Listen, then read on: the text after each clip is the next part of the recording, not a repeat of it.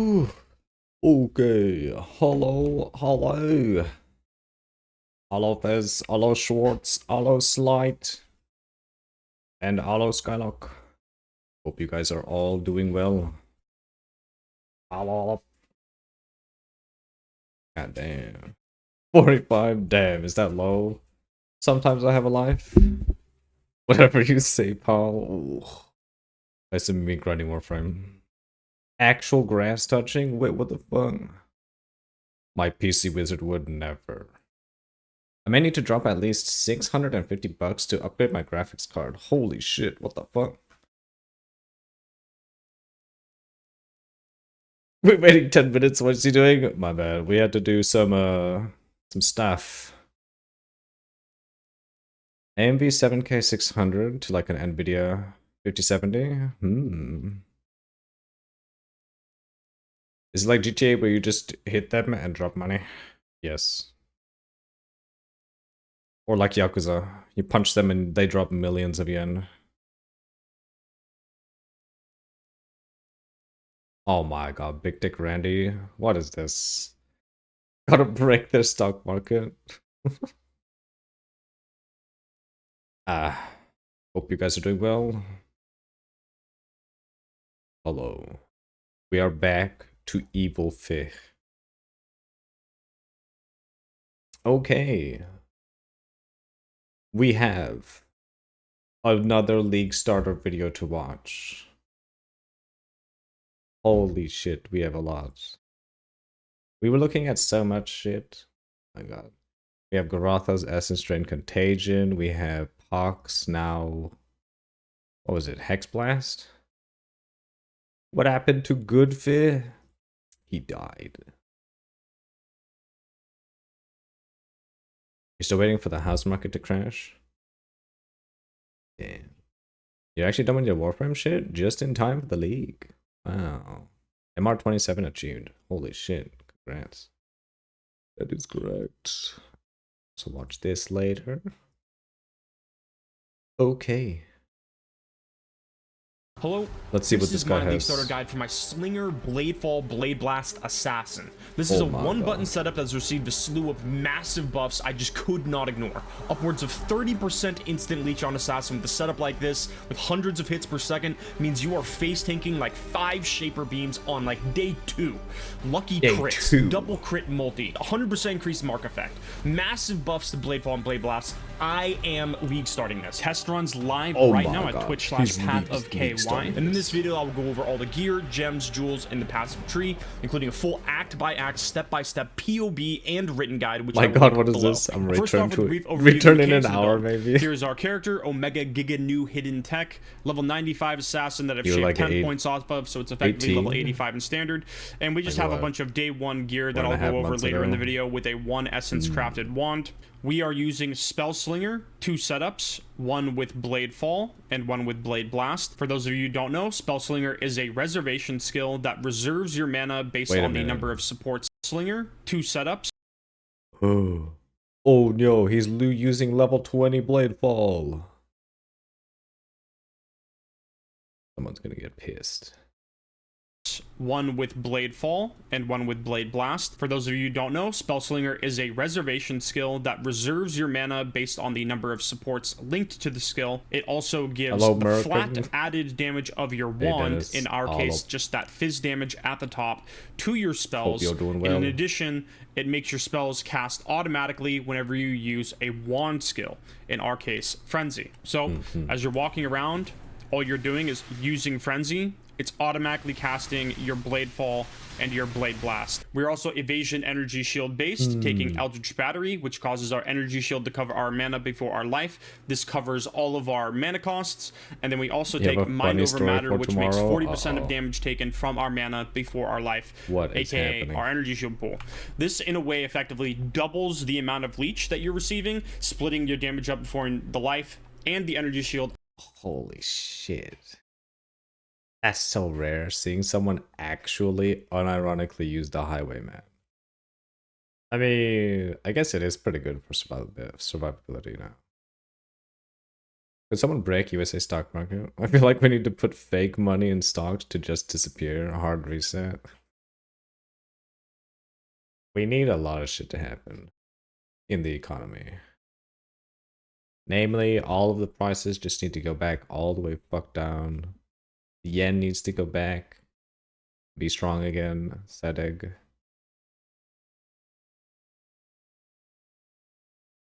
Ask Baz, he can do some magic. Finally, fully built a void rig and a mausoleum. And that this shit's exalted weapon, all fully formed. It only took 7 years. At the same time. So I'm going to grab a highwayman Imagine here having a on new day league, one. but IRL. This is just for the 1% of damage leached as lifeline. There isn't really a good way to get spell life leech on day one. Other options are going to be an Eldritch implicit on your gloves that will say physical damage leached as life, or the Adziri's belt, Doriani's something. The physical leech variant is also another option. However, this thing is just 1C on day one. I'm going to grab it. It's going to be the instant solution for the leech. We'll replace it shortly after. Next up, I'll talk about our gems really quick. We have Spell Slinger linked to Blade Fall, Spell Cascade, increased critical damage, increased critical strikes, and then Cruelty. With Slinger, Blade Blast, crit damage support, increased AoE. We have a Frost Blink and just a Lightning Golem. That's not really meaning anything right now. Herald of Ash, faster attacks, Frenzy Barrage, Shield Charge, faster attacks, Momentum, Steel Skin, Automation. And as you see, we're floating a couple gem sockets right now. I actually forgot to use the vulnerability in the entire footage recording, but you'll be having Whispers of Doom and a vulnerability in there as well.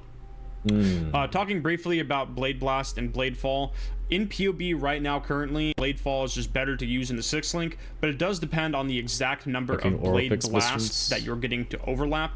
This isn't an exact science on how many hits you're getting per Blade Blast. I feel like I've been fairly conservative with it, marking it, I think, 7 or 8 out of the 15 that will have per Blade Fall. It's going to go up or down depending on the size of the boss that you're facing or single target. But in general clear, I'd say 7 or 8 is like a fair number of hits. Next up, I'm just going to walk you through the PoB here, talk about the act leveling, how to progress the character. Gear is our configurations in here, so no one gets confused, okay? So at the top, we have a crit strike multiplier and 30% less critical hit chance. This is basically calculating bifurcation. So when you have multi, so all you do in 50 multi, I've put a lower amount of crit multi here, 312, which is basically accounting for fucking ballers. Blade is no longer required to craft for the quest. Rip your 1k ducats years ago.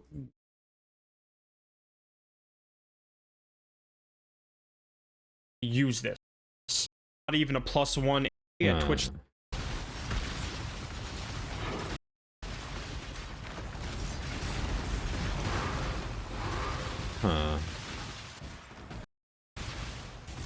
Not incredible. Hey everyone, it's Spike. Baby tenors are having their time. We were fucked.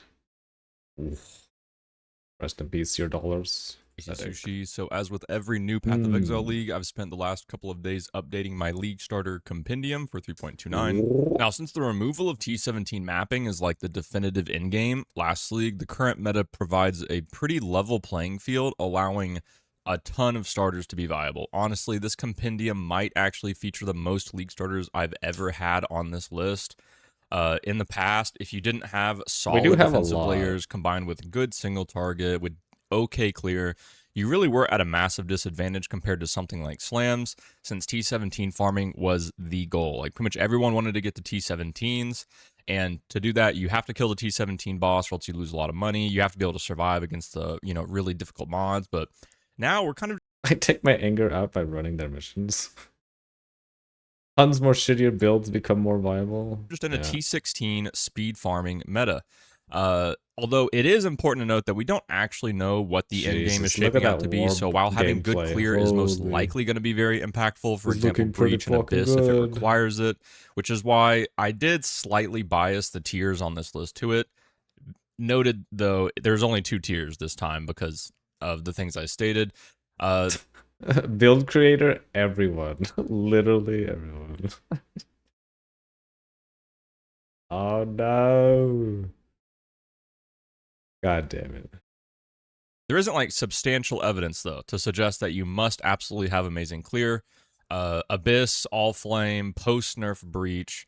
It's looking like you just want to have decent clear. And even if you don't, there are other things to do. So because of that, you really don't need to worry. And honestly, at the end of the day, just play what looks like the most fun to you. Ooh, SRS Necro. Oh my god. Anyway, I do want to start out with 2 build recommendations specifically for the All Flame mechanic itself, since I assume that's what most people will be focusing on, and so I'm going to list 2 builds that I think are great for that. I feel like Earthshatter Slams is pretty underrated. I know that's weird to say, but it's probably just due to the player base fatigue of that build. That's been a top starter for like years at this point. But with Mercenaries finally coming to the core game, getting your hands on a Warcry crit helmet should be fairly easy. It was pretty difficult with Rogue Exiles, but now with the Mercenaries, I think it'll be pretty common on trade. That means reaching 30 plus million DPS is going to be extremely obtainable early on. So if there's any DPS checks this league, it's really not going to be an issue. And if Abyss and All Flame end up being top farms, I think Slams. So next time I have a long download from games, I'm going to move witch-related code from the front end to Rust backend, so you don't need to put commands overlay on OBS anymore. And shit will work on without relying on your scene. Wait, really? ES underrated? Is he high? Wait, did he say ES is underrated? Extremely obtainable early on. So if there's any DPS checks this league, it's really not going to be an issue. And if Abyss and All Flame end up being top farms, I think Slams will excel here since it's one of the tankiest starters you could possibly play. Mechanic itself, Abyss if it requires it. Oh, Earth Shatter. I see. Not Energy Shield. Oh, okay. I was like, did he actually say that? Which is why I did slightly bias the tiers on this list to it. Yeah, Noted though, there's only 2 tiers this time because Earthshatter being underrated is like a take and a half of the things I stated. Let's see. There isn't like substantial evidence though to suggest that you must absolutely have amazing clear. Abyss, All Flame, Post Nerf Breach. It's looking like you just want to have decent clear. And even if you don't, there are other things to do. So because of that, you really don't need to worry. And honestly, at the end of the day, just play what looks like the most fun to you. Anyway, I do want to start out with 2 build recommendations specifically for the All Flame mechanic itself, since I assume that's what most people will be focusing on, and so I'm going to list 2 builds that I think are great for that. I feel like Earthshatter Slams is pretty underrated. I know that's weird to say, but it's probably just due to the player base fatigue of that build. That is very weird to say, isn't it? I guess I understand that he says that it's like fatigue because it's always fucking used, but did you link the doc in the YouTube? Yep, he did. Here it is. Flashbang alert. Avert your eyes. That's been a top starter for like solid clear with Infernal before you consider has solid clear with Infernal Cry, and it has really good single target. If the lead mechanic ends up being super rippy, you definitely don't want to be falling over in these underwater encounters before you can loot up to the surface. Another build that I think will excel at the mechanic is Righteous Fire Chieftain. Despite having low single target, which honestly might be okay now after the Scorching Ray buffs, if you're going to run Scorching Ray totems for your single target, these narrow All Flame areas look perfect for Chieftain Hinakora explosions, and if built correctly, it's basically impossible to die, which means you'll never have to worry about losing valuable loot down in the underwater areas. Now, in terms of the Legion rework, I think Winter Orb is looking absolutely insane. This was an incredible Legion farmer way back in Ritual League. It's what I used to play, and with some well-deserved buffs, it's definitely going to be maybe the strongest mapper in the game now. Another interesting choice is actually Cold Dot Elementalist. So Cold Dot Occultist was my favorite build of all time for a while. Cold Dot Elementalist is kind of the new flavor for that. Vol Cold Snap uptime is going to be incredible after the buffs. You get an additional extra charge. I think it was like less soul cost or prevention. I mean, it means you're going to have it up throughout most of the map. And if you've never seen Vol Cold Snap before, it is like basically your entire screen is following you around as an AoE around you. So Cold Dot looks really fun. If I do any private leagues this event, I'm definitely going to be playing that. I'm going to try it out just to experience, you know, my If favorite build the again. Legion is the but goal, I do why is recommend no it one as touching well. Val Arc? Another good build for mapping is going to be Fizz.Elementalist. Reap and Exsanguinate got massive buffs, so be a very Well, I popular build wonder. for speed clearing maps with Frostblink of Wintry What shit is Blast. I recommend undisputed checking out Legion Clear Rue when he King? updates his. Wait, I thought Blight of Contagion is like Legion Clearing King. Or ED Contagion. His POB. Now, if you want to focus on bossing this league start, like Arguable. Nightmare Map Really? Rushing or Ubers, this will be popular since we're not I sure don't know, if I mapping chose is the going to actually be Chinaman. super good. Over The Japan, recommendations I would man. have for that is Oh. probably Kinetic Fuse. Oh my god. Call Val Arc. Only one button. ED Contagion is if it's back. Because they buff the shit out of like all of the dot skills. And not Impending Doom. How dare they do this?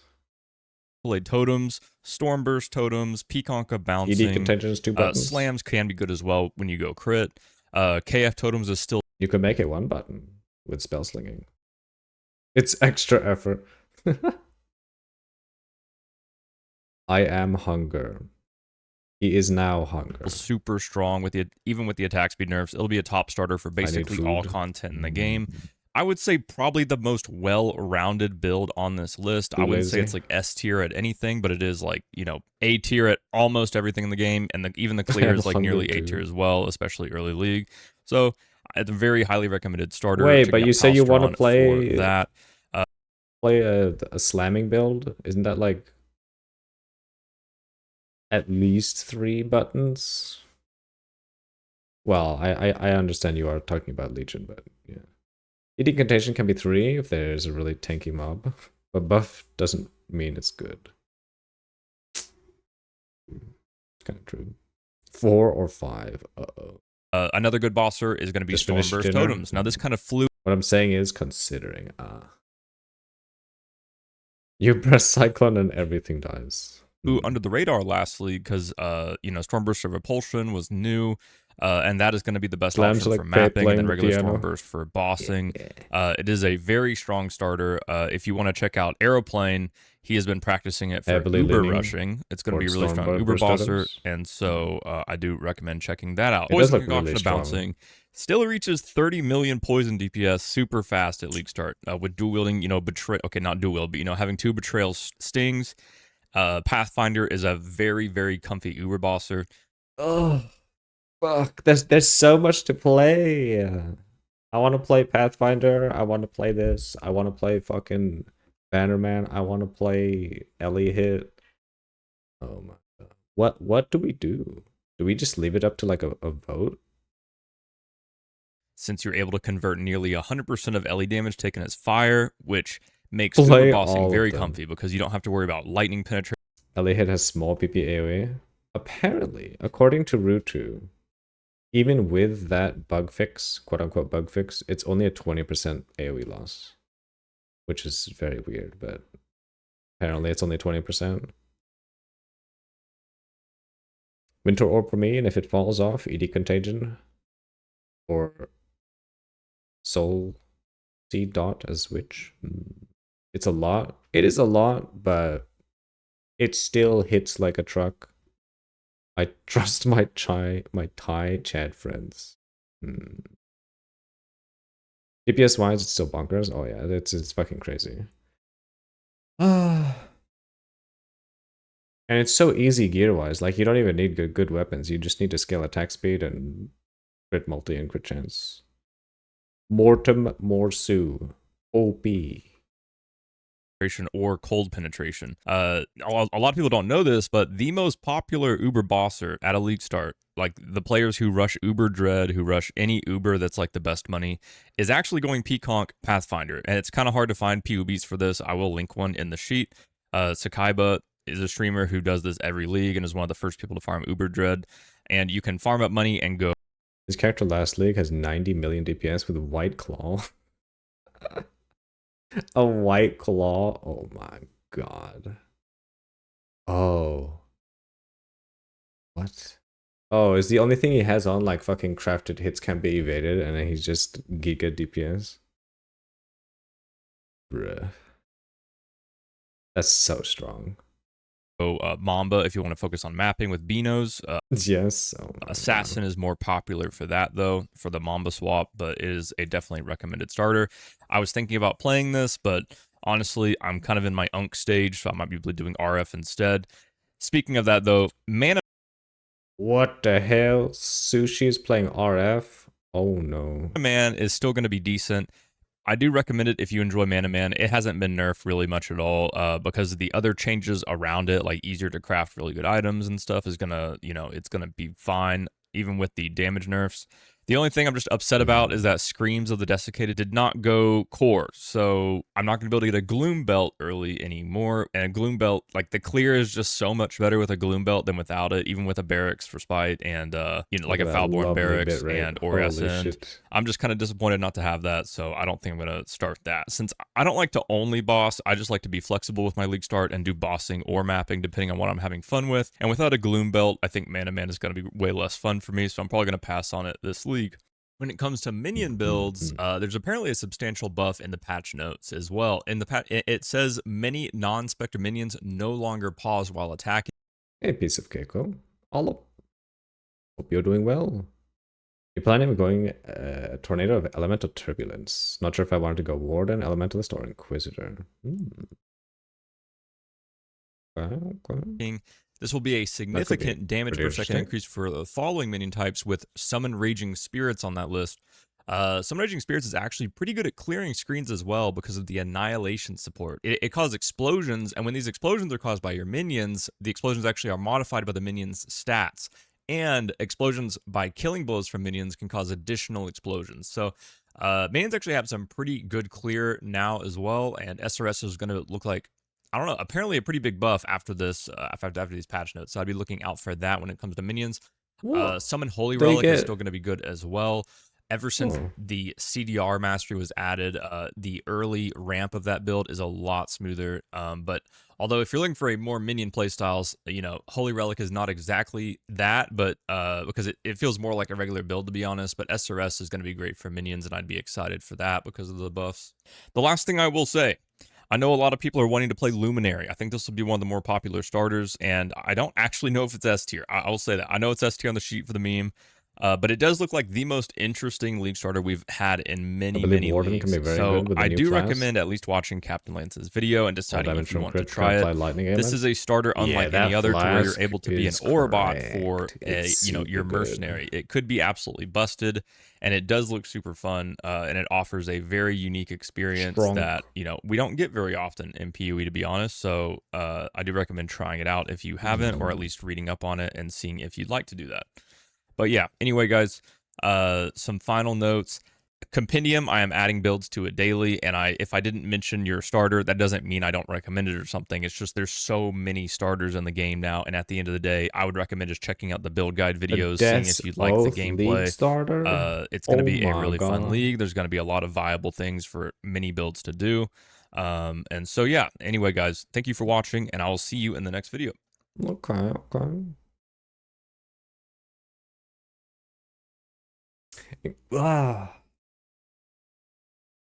Flashbang alert. Do not look. Inquisitor with a new crit note is also good. You hate that garbage. Death Oath is absolute piece of shit.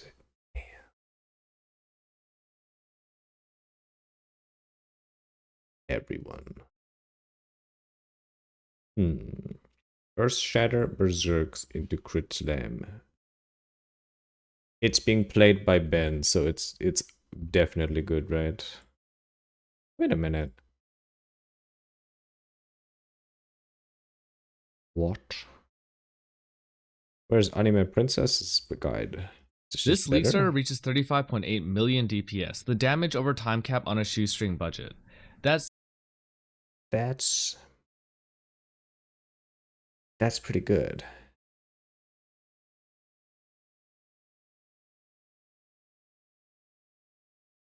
Ooh, Rat's Nest.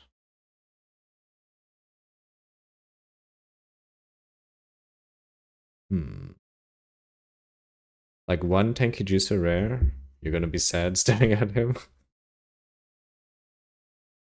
I mean, I know it's like essentially RF, kind of. Man, Pikanka bouncing looks fun though.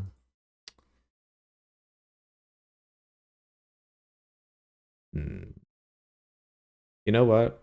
Rutu's Fizz Dot Elementalist looks pretty fucking good too for this league because they buffed all of the Fizz Dot shit, so it's gonna be even better. And his Fizz Dot stuff was already like fucking retarded already, so it's going to be insane. There's so much to play.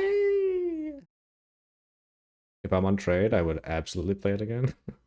Peacock is fun. I don't know if I've ever played Peacock or Bouncing. I played Peacock, but not the Bouncing one. Bouncing looks like actually cranked.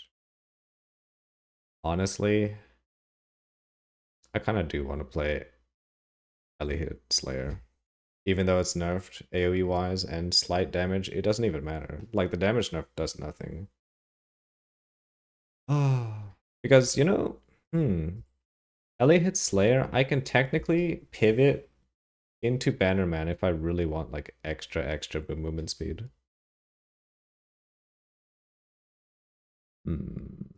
Respec cost would be kind of a lot though.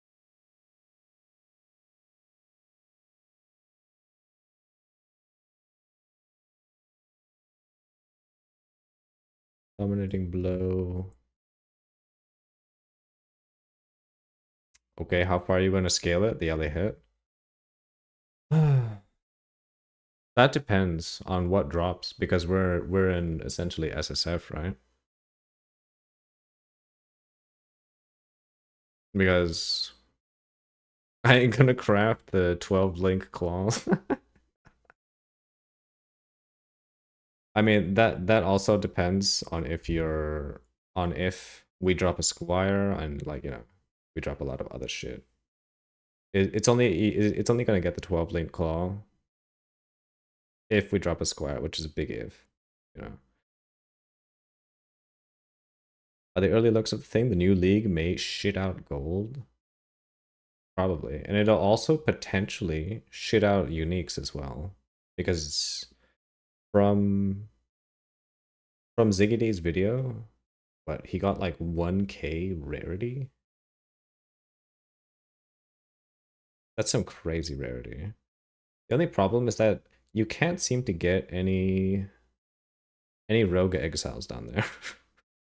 Like fucking drowned exiles. If you can get rogue exiles down there, oh my god. It would be kind of stupid.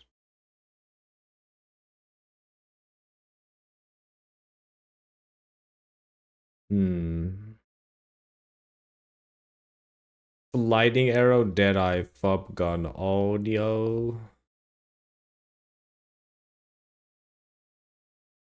Spectre summoner. I wonder.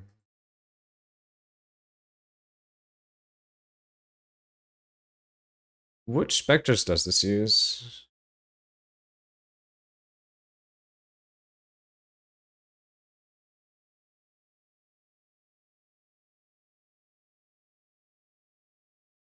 Forge bearer.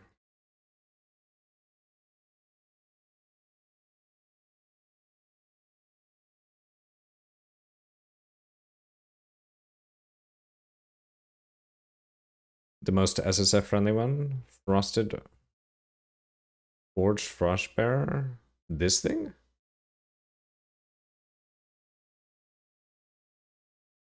Good god, what? I don't know how this fell. It's a demon. Huh. Bro, that looks so cooked. What is that?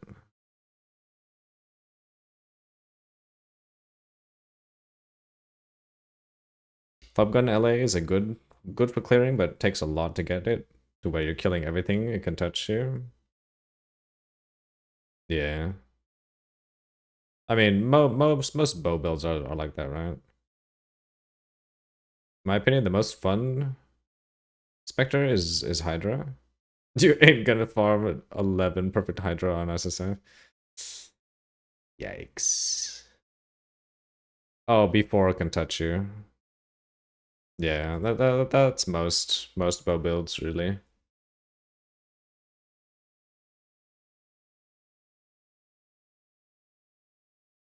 What was that? What was that other the other specter that like makes waves and deletes PCs? Was it the Admiral or something? Admiral Spectre or whatever it's called.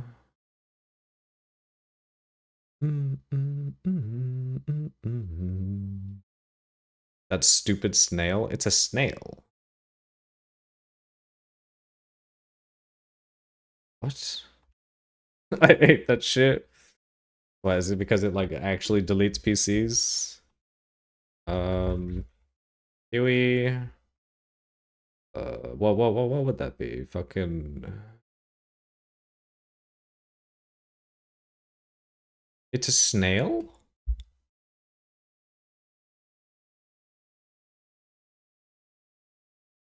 Wave snail. No, I can't find it. Oh my god. What is this? Hey, Frostbite. All up. So a neighbor tried to steal my dog today. She got out and I was looking for her for about an hour. When I got a call from a man telling me that his wife had my dog and where to find her, the lady admitted that she wanted to keep my dog. Due to the value of the dog, it would have been considered felony theft. What? What the fuck is wrong with people? Bro. She just wanted to fucking yoink a dog. And it was your neighbor? Oh. What? Man, if one of our neighbors did that to Jarvis, I think Jamie would actually go and kill the person. In Florida, it's only 400 to make it a felony.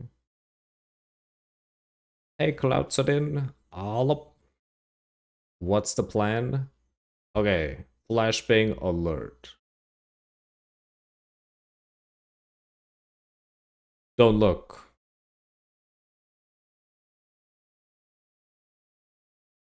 My wife and I went to get the dog. She stayed in the car ready to call the sheriff. Jesus Christ. Jimmy's gonna drop 6 clip on her.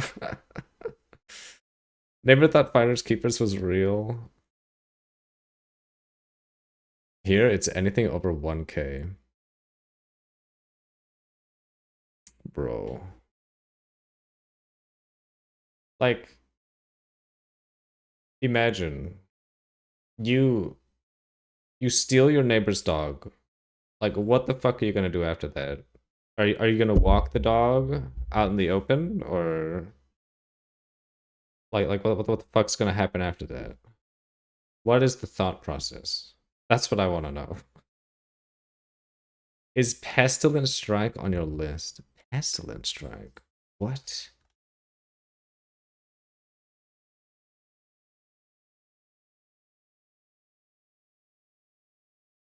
Oh my god. I completely forgot this even existed. Oh.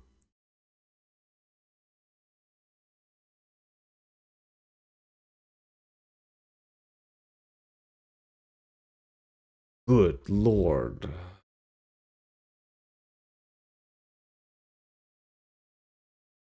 Hmm.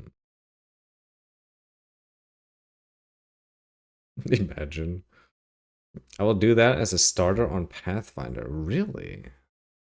Oh shit. Do you have a POB? I'm super curious as to what you cooked. Never mind, I was wrong. It's Naval Officer Spectre. Okay, okay. That's what it is. So it is Naval. Did I say something else? Naval Officer.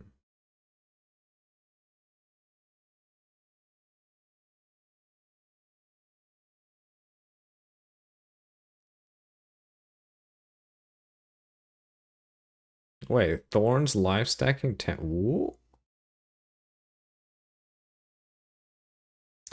Yeah, and she is not a common breed that you find out in the country of Kentucky. She's an English bulldog. Really? The thing is, if they take it to the vet and have a record of it and you don't have, they can technically keep it because you have no way of saying it's yours. I used to have a cat which chilled at the neighbors often. I suspected the neighbor did something, but I can't prove it. Uh-oh.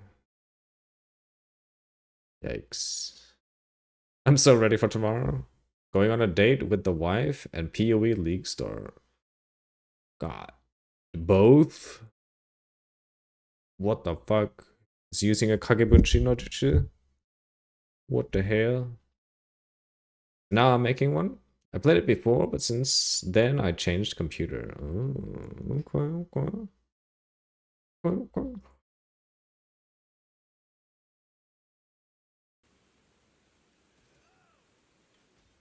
What? Wait, where's the wave? I want to see that big ass wave. Oh, there it is. Oh. Look how fucking cool that is. You can see that his PC like slows the fuck down. Bro. Who thought this is a good idea? What is this?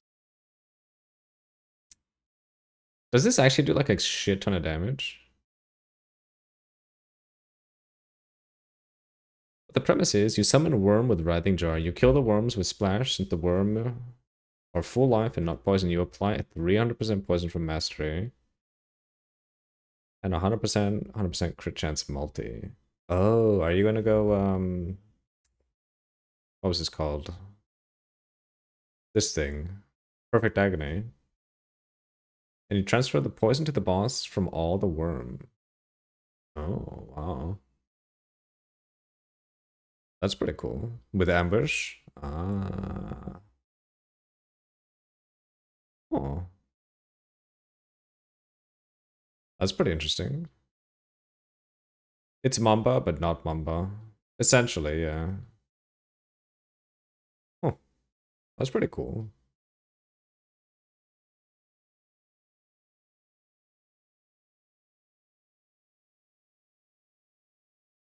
Oh. His favorite metal. Let's go. Hey guys, Matt. Since the second effect deals the total damage of the poison in 1 second. Oh. Really? Oh.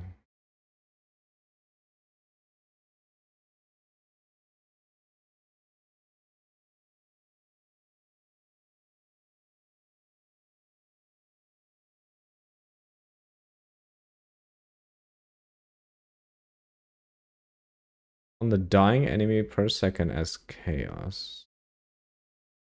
Oh. Wait, what?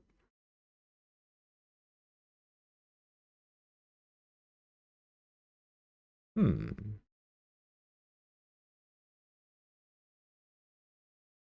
Wait, what? It deletes the corpse as well? Oh.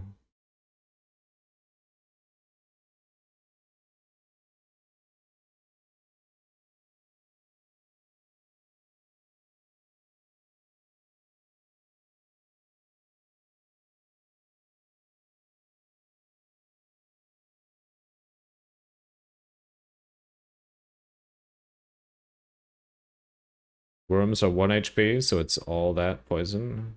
Hmm.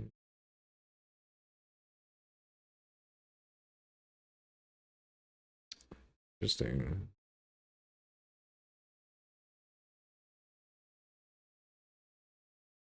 Math, what is this? Ooh. Alright, let's see. We're once again doing a wrap-up video of the previous league's builds. Just a quick sort of few comments on each one. Previous and this leagues. previous league was in fact. Oh.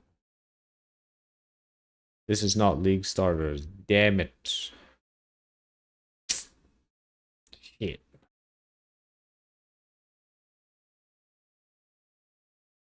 Uh-oh. Uh-oh. It's a Fub Goon build. I mean, Winter Orb. All right, Winter Orb, LMP, Focus Channel, and Infuse. wait a minute. Okay. Everybody and their mother is going to be playing Winter Orb Elementalist this league. I love Winter Orb, and I will probably end up playing it as well, but for League Start, we're going with something that is cheaper to assemble, significantly tankier, and still clears the entire screen with Prolif Explode. What's up, Yeah, YouTube? actually It's your true. boy AP, and we are League Starting Penance Brand Ignite Elementalist. I tested Venus this most brand. recently during Tai Killer's Post Mirage Private League, and even in that small, almost solo self-found economy, the progression was incredibly smooth. This build uses several affordable God, for some reason, I heard Depression was incredibly smooth, and I was wait, what? uniques, comes online quickly, and has enough damage that we can invest heavily into defense Same. instead of building another Oh, no. paper-thin Elementalist. We Want to play Bloodsuck Banner, but it's a Simulacrum support, so not League Starter? Yeah. And we farmed a fuck ton of Simulacrum last league just to get one. Oh my god. It took a while to get it. God, there's so many good builds. What do we do? Ugh. We. Hey, it was we. Surely. stack armor, reach block cap, and use Aegis Aurora while keeping the fast, one-click Ignite clear that makes this build so satisfying. This setup will also It's give you technically several our strong gems. endgame pathways. True. You can continue scaling Penance Brand Ignite to the moon, which I'll cover in a future progression guide, or stick with the more budget-friendly version I'm showing you today, which is already more than capable of handling all standard endgame Yo, I content. know this From the guy. strong baseline of this video, you can even start saving for major items like Headhunter and eventually What? pivot into power charge stacking Yo, Winter Orb same. or Ethereal Knives. Who Two is extreme this? endgame blaster setups that scale exceptionally well with heavy investment. And I will be releasing farming strats catered specifically to this Ignite build to help us bridge that gap and get there. This starter gives you a dependable, budget-friendly mapper that can comfortably farm juice content while building towards a much more expensive endgame setup. The progression feels natural with meaningful upgrades at every stage. Let's hop in game and break down exactly how we're going to league start. For the Ignite League Starter, we have a full written guide to Mobilytics. And the scope of this is really League Start focused. So if you scroll down, you're going to see 6 different build variants, but this is mostly just showing you how you would progress in the early game. So Sometimes he yaps too much. People don't listen and ask everything again in Discord anyway. Well, is it the case that he yaps too much, or is he just talking about what he needs to and people just don't fucking listen anyway? Maybe he does, but I don't know. Both. I don't need to go life stack with Inquisitor. I hope the block changes to staves will be enough to be tanky. Don't want to use a wand. Honestly, block with staff is really strong. It should be enough. To be honest. You should be good. It's every PoE streamer experience, essentially, yeah. You think people watch YouTube videos? Comes with streaming PoE? Yeah. 1 through 4 in the build Oi, variants don't touch is my literally staff block just nodes, going through the fuck you. campaign. Hey, GGG, staff nodes are super strong. Something may need a nerf at some point, but only after I use them. People click YouTube video for the POV. Just like me, that's actually kind of true. The problem is, though, the people that do that a lot of the times, they have no fucking clue what they're looking at in POV. And they think they know. XDD. Difference is you know your shit. Yeah. True. And the PoE 2 regards we don't. I muted PoE 2 channels. Wait, you actually muted them? Oh my god.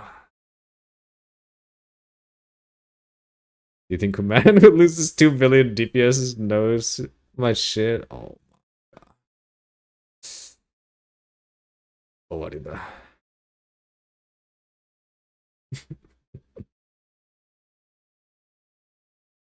Is he actually using? No way. Does he use Freezing Pulse all the way up to Firestorm? Oh, isn't that gonna feel terrible? Maybe it's fine.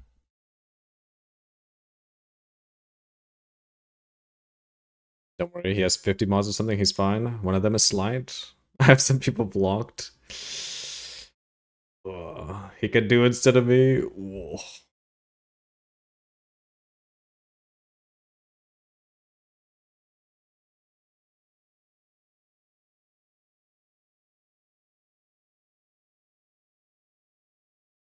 Oh, I see rolling magma here.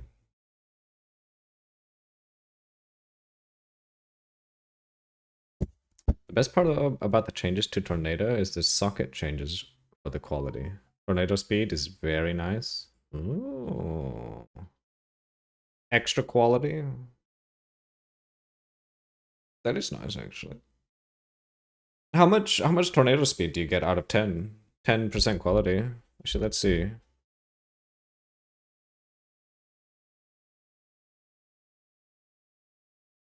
Oh, wow. 20%? What? Holy fuck. That's kind of insane. He has 10 online right now, but like 4 or 5 of them actually look at things. You have CTE from PoE 2 players. Oh. Fish, make a pool and do random generate shit. Whichever land we league start, put a list on it. Oh my god.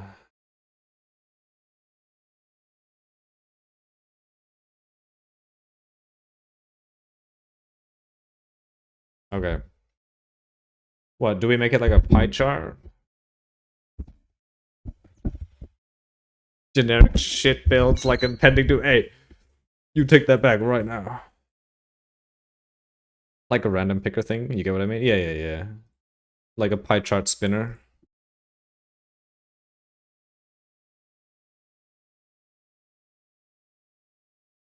Wanna call? Sure.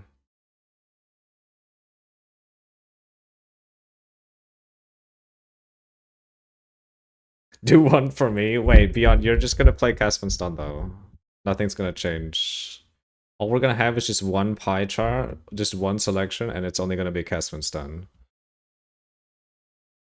Hello, sir. What the fuck, yo, man? Look this. Azabit. All up. Protective Link Scion. Hmm. Hello? Can you hear me? Yeah. Alright. Can chat hear Dennis? Should be able to. Yeah? Okay. Yes? Alright. Nice. Dennis. It is the minus 2 billion guy.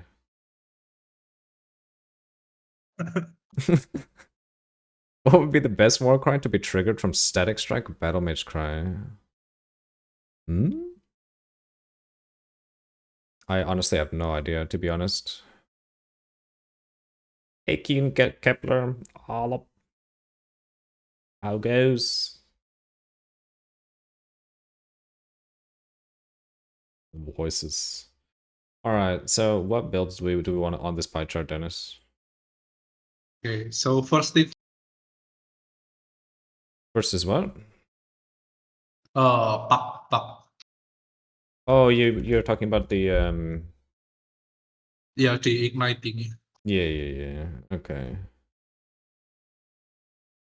Let me look at the build list, to be honest. So Hexblast Ignite Elementalist. Oh, yes. wait. Shit. Shimata.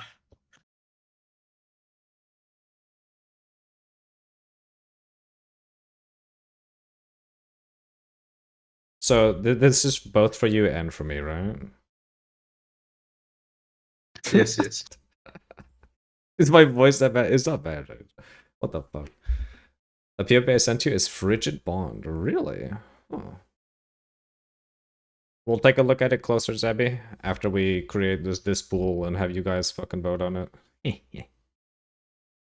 Do we have Dennis's pick anywhere on Discord? The current image I have of him in my mind is very racist. What the fuck?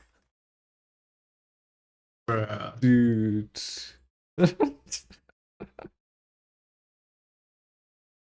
What the fuck? Just give him a picture of a race car, and I think it'll be fine. Okay, so Hexblast Ignite Elementalist for the first one. What's the second one?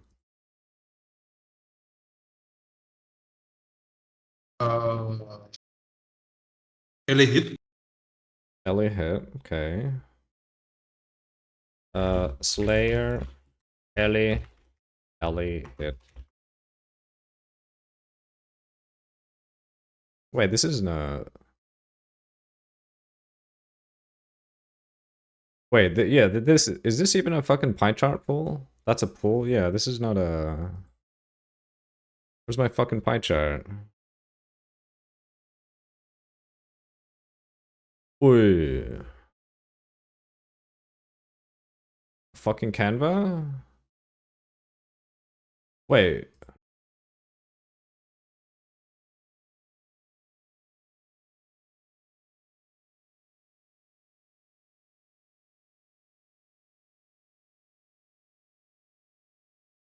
Ah, there it is. Picker wheel. Okay.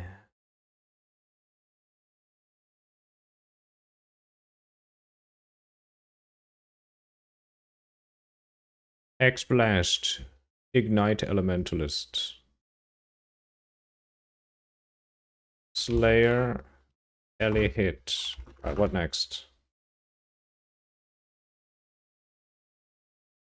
ET Contagion. ED Contagion. Contagion? Fuck. Where is this shit? ED Contagion. What next? Put some landmines? Oh, okay. No way. We're gonna have landmines in here? Flicker? Oh my. That's gonna be so bad, dude. Like Impending Doom. Oh, okay. You know what? I'm actually gonna put Impending Doom right here. My Fuck God. you. Yeah, put it. I'll put the weight lower. Wait. Oh shit.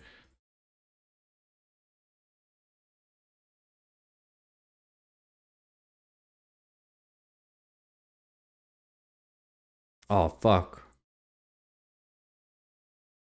Oh no, never mind. We don't want weight. Put that in. Bama gotta be on there. Do we put Bama on here? Fuck. Sure, put Mama. Don't put Bama? Okay.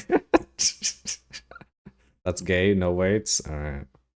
Flicker bad. Oh my god. I'm gonna leave right now. Oh shit. Uh-oh. Okay. What else? The banner thingy. Oh, Bannerman? Yeah, that's true. Bannerman. Because technically, banners is slams, so at least early on. We have Winter Orb, I guess. Should we put Winter Orb on Storm. here? Yeah. And Storm Burst on the Storm Burst Items. Dennis sent me nudes, guys. Oh. Tornado of Elemental Turbulence. Oh my god.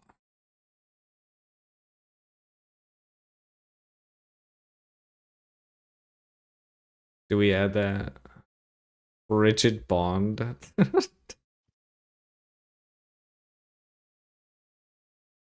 Ooh. Alright. What next? Summon Mage Skeleton. Summon Mage. Mage. Yes. Skeleton.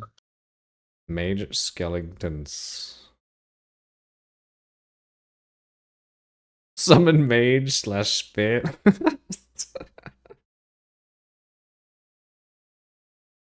I don't know. If you have any landmine, put it there. Peaconk. Bouncing. Pathfinder. Toxic Rain all the way. Oh god. You know what? I think I will put Toxic Rain on there as a landmine. Yeah, and Cyclone Slayer, let's go. Let's put Cyclone Slayer as a landmine. True, it's trash. Cyclone Slayer. Let's just put Flicker Strike and Elemental Hit with the Turbulence in there as well. Fuck, dude. If I have to play Flicker Strike, oh my. I don't even know how to play it. It's okay. We have the Rolling Magma Mines. I mean, I played that before. It's actually good. But I played that last league as a starter, essentially. I'll pretend I didn't hear that. Ah, shit, wait. Okay. This is a very big list. Should we put in Luminary Merc support as well? nope. Oh, That one is thank you. That one's bait? no, like pure trade. You know what I'm saying? Oh, okay, fair enough. That's true. Alright, what about Cold Dot? Like Jungron's Cold Dot Slinger. Yeah. Put it there. Cold Dot Slinger. Exsanguinate Mines will probably be strong? Probably. Why are Crab Totems not on this list as a landmine?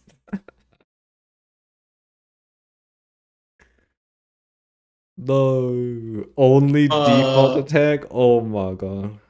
Put the Ignite Ice Crash as a Ice landmine. Crash. The tuna one. No, I mean Yeah. It is tuna, right? Yes, tuna. Yeah. Okay, Ice Crash Ignite. What else? Toxic Rain. Yeah, we added Toxic Rain in there. Uh, Is Elementalist GC Mine still a thing?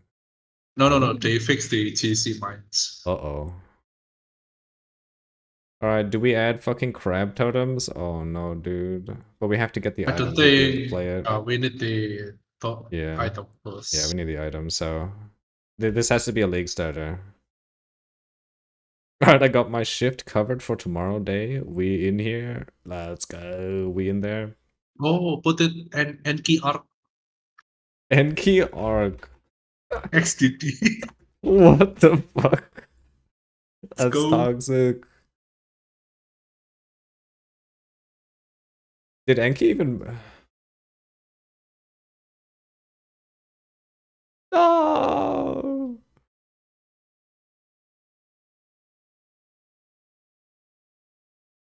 Just wait for like 5 hours and Shadow will get you a couple. Damn. It's the same fucking tree, the totems. Just don't follow. Just don't follow you until staff. Yeah, but that's the thing. We can't league start it. This is league starters. Why not? Flip with totem. Oh god, Flamewood totem.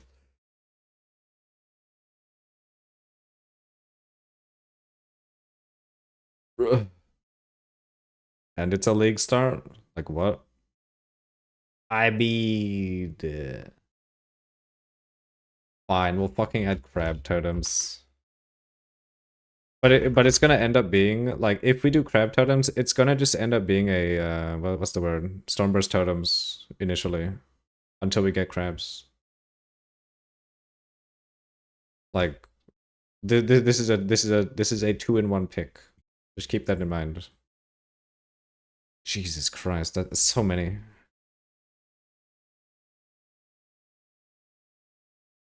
Alright. What else do we have?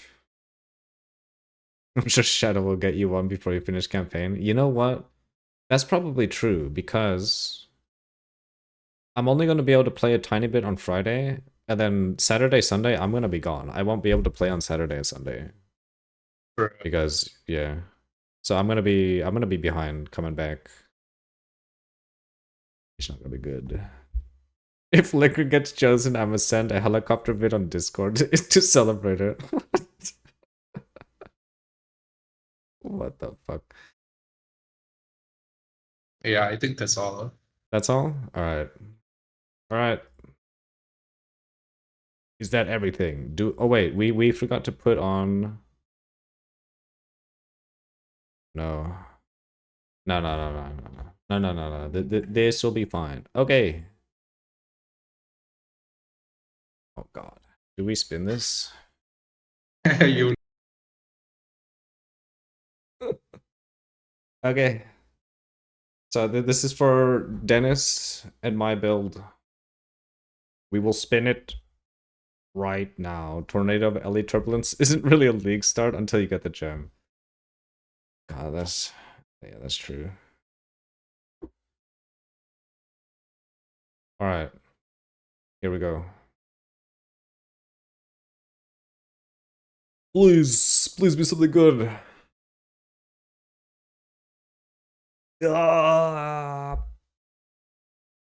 Stormburst totems. okay? It's Stormburst totem time. Which means I vote Cram. So does that mean we get the 2-in-1? We could try crabs. Yeah, after the totem thingy. Yeah. Alright. It's Stormburst totems then. Fuck. Ooh, I was maybe. hoping for LA hit, bro. Yeah, honestly, kind of same. Ice Spear Crab totems is honestly pretty good. Probably good. Alright. Let's just spin it again, just for the feeling of what we get.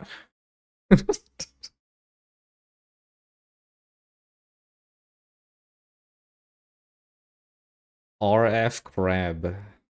I waited a year for Fucking this. toxic rain, bro. Nah.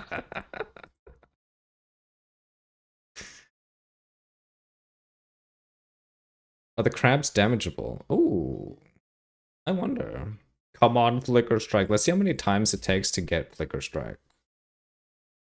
If so, Flamewood Totem would be kind of dank on RF Crabs. Alright. Well, it is. Stormburst it is. Yep, it's Stormburst Totems. Alright, no more looking. I would assume yes. They're basically totems with legs. Alright, let's see. POBs for Stormburst Totems. I have one, I think. I think it's the one you gave me already, yeah? Did this one? Ooh. Oh, there's a Tatianta? newer versus version one. Yeah. It's from Arrow, yeah? Oh, is Tatianta's one better? Yeah, like SF friendly. Ooh. Tatiantal is the totem chief. Totem guru. Stormburst of Repulsion totems.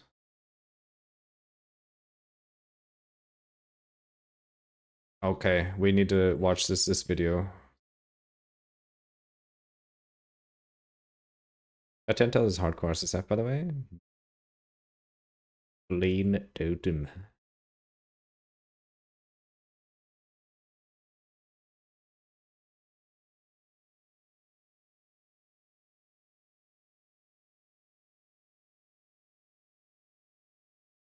You will reach 100 finally.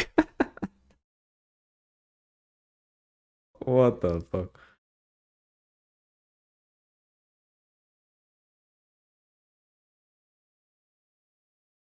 Oh wait, this is a mana man. Yeah.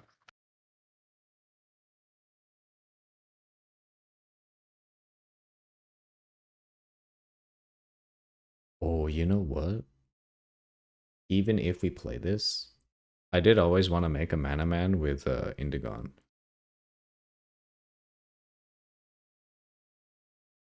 I So was thinking this going into if Mana I'm Man could be fucking OP. if I'm done with this character, Uh-huh. somehow get the blast of it. Yeah. I wanna do the Shamova. Oh, Shock Nova or Procession. Yeah, that could be pretty good. Goratha's one, right? Yes, yes. Mm. I don't know, man. He will find ways to die, I feel. You might actually cook the RF crab flamewood totems. Oh god. Or like we will reach 100. True. Indigon are fun. Oh, what the hell?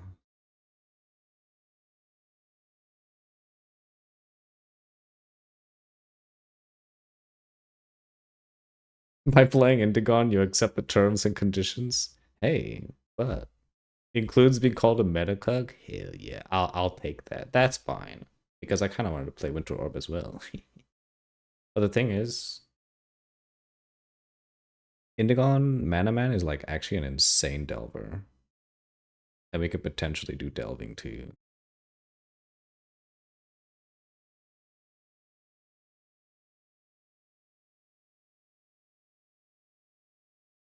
Delve.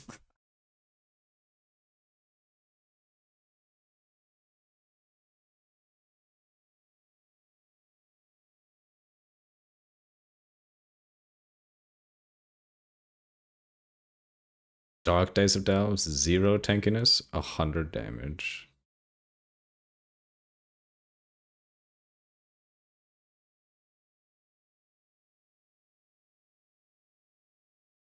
Oh, really? Is it just a gem swamp? Yes, yes. Hmm. That's not bad. For mapping, you want a Repulsion, yeah. yes, yes. Hmm.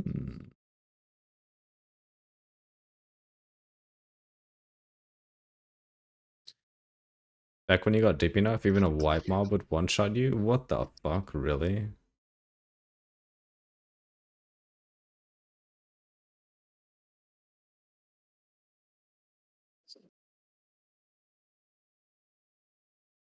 Okay, I'm gonna off from the call. Okay. Stay on the stream. Wait. See you, sir. I see GG's. you. Bye.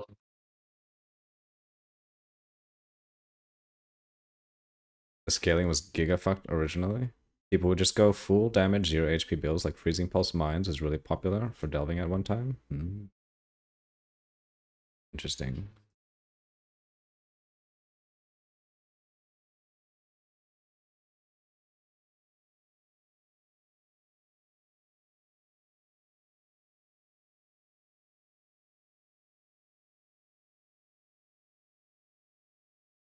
Since they would fly off screen. Oh. That makes sense.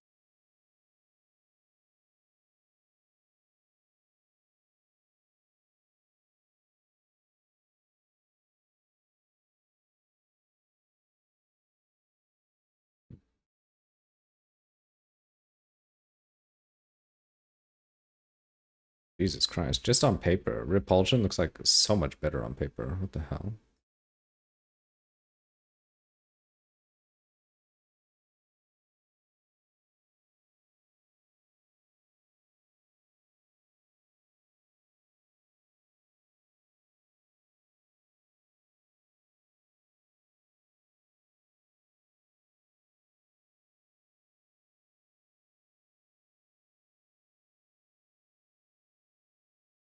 Hmm.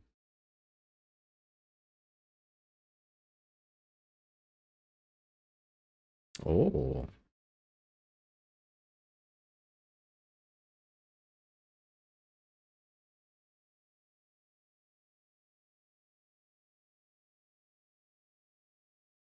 I see.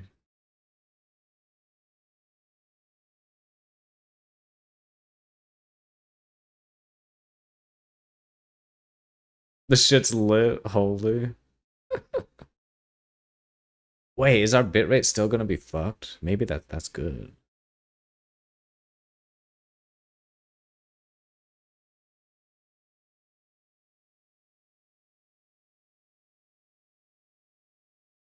Nah, it's fine.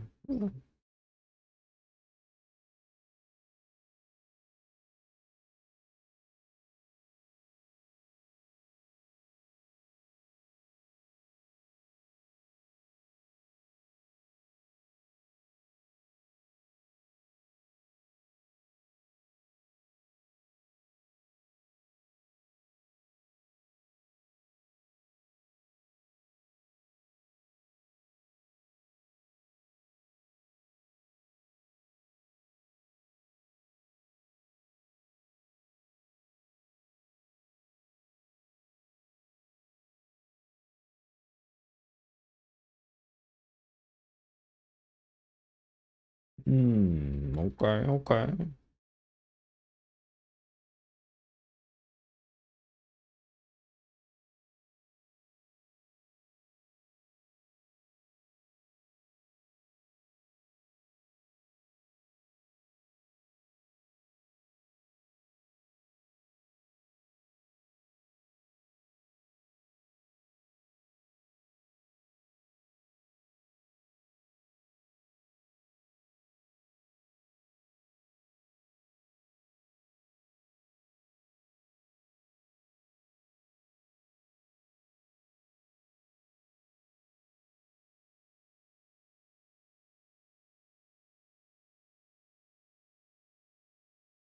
Oh. That's smart, actually. Hmm.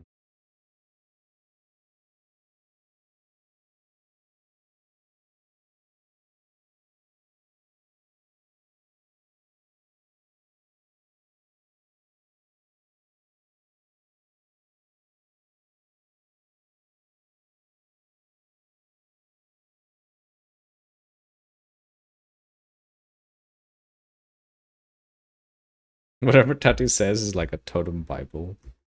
Hell yeah.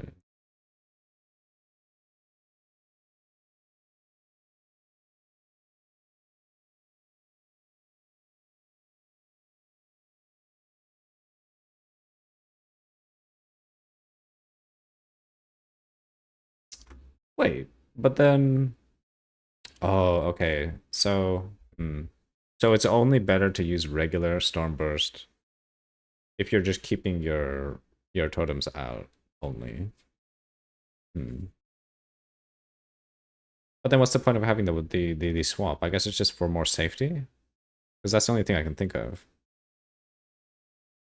This guy helped me a lot personally when I was doing a hardcore run with the bald who shall not be named build. Oh, bald who shall not be named? Dang. Oh, you were playing a totem build. In the hardcore run, at least.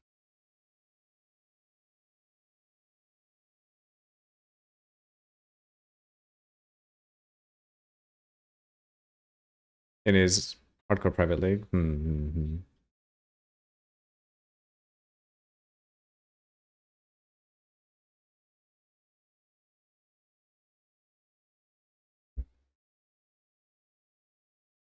You went and asked Tati for stuff?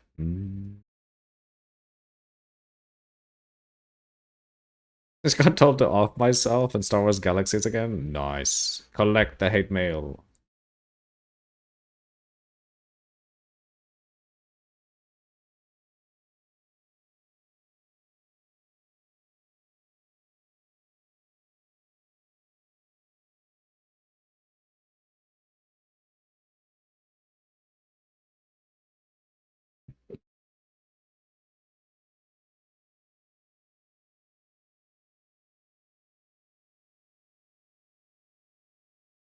The guy that his Twitch logo is Ancestral Bond helped you with totems?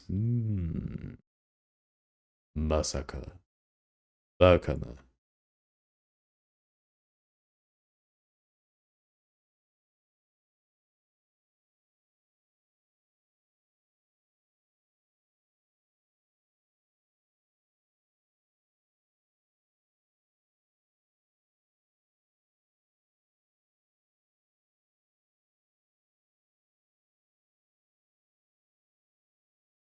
not used to streamers helping me. My last one was asking Lokatai. Oh no. Wait, is that why you hated him so much? Hey, Willefrey. All up. How you doing?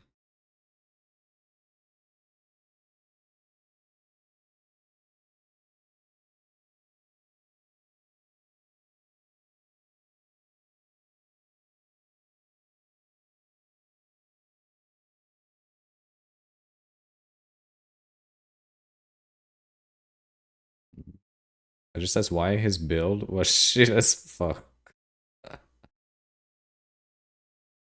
What the fuck? Oh my god. Oh boy. If I speak. Bro is hating.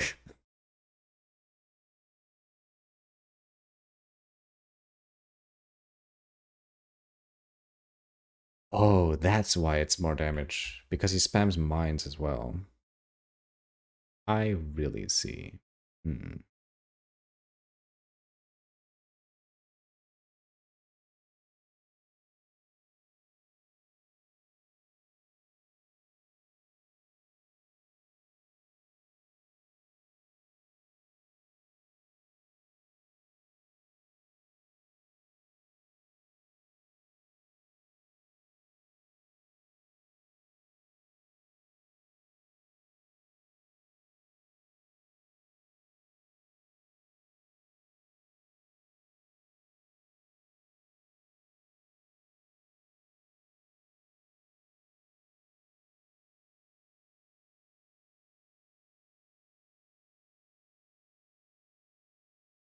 Hmm.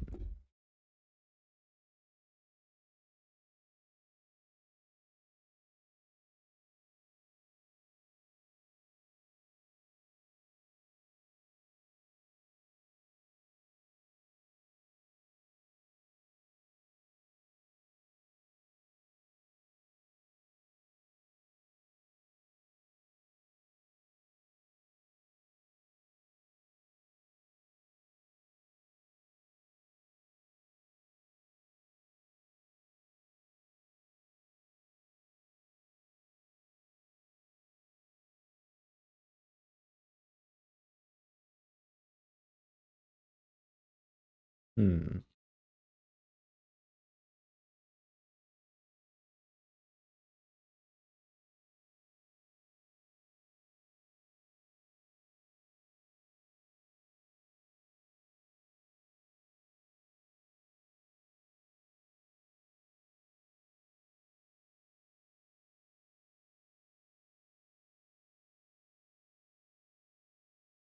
Hmm.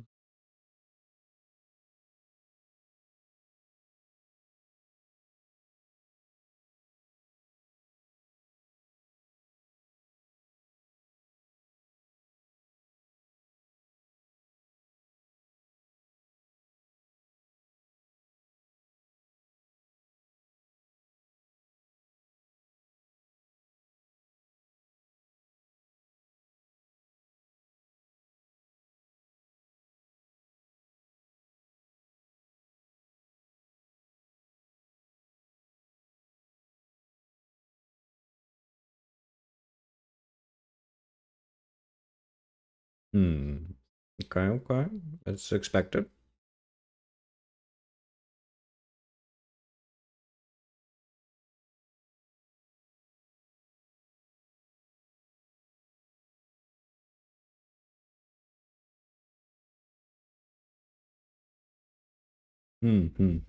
We're learning, we're learning.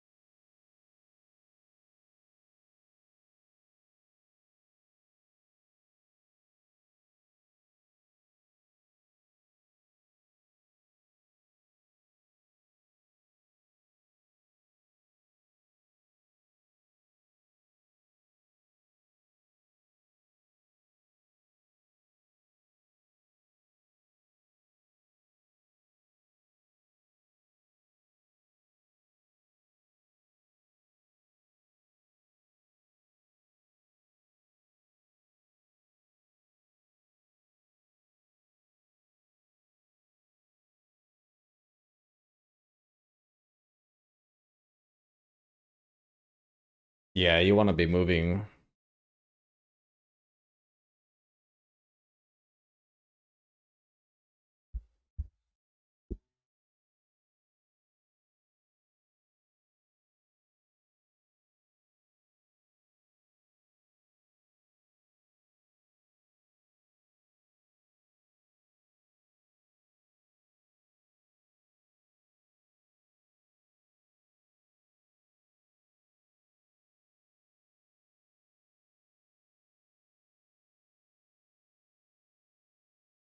$71K characters. Holy.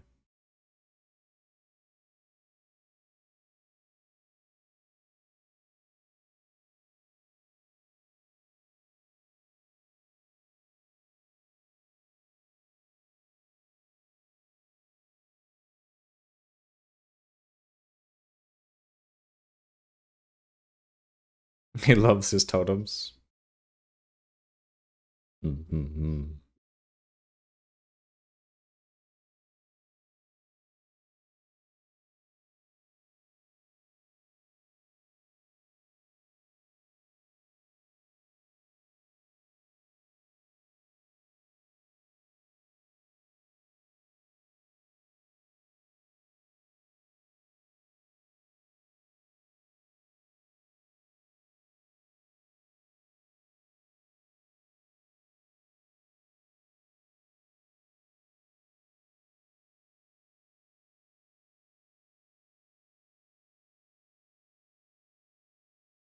Oh, it's PvP.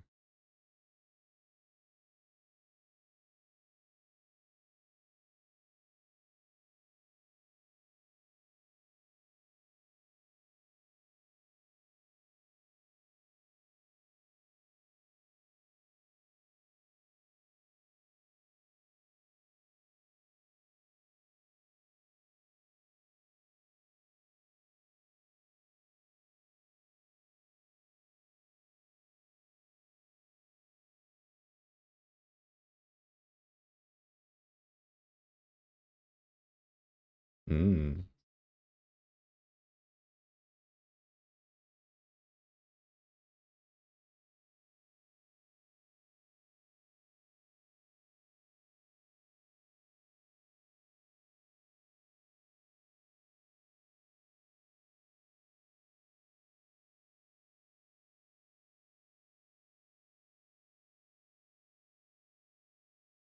Hmm.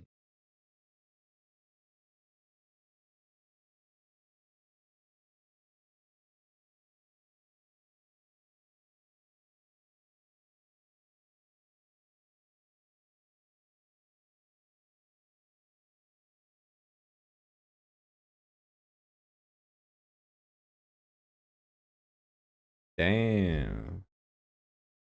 Man, he did some math.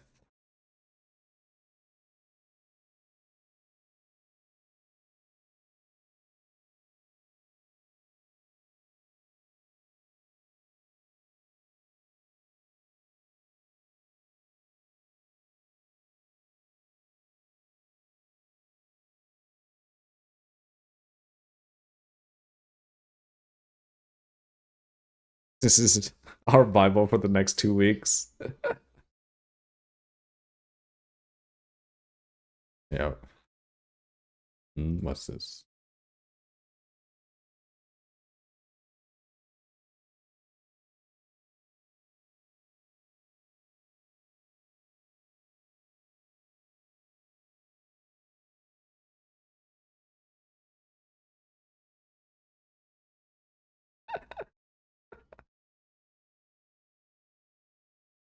Hell yeah. Let's go, dude. True, though. Like, actually true. Because just looking at this, I'm like, hell yeah. Let's go, dude. 18 to 19% more DPS. Let's go. We're just living his view.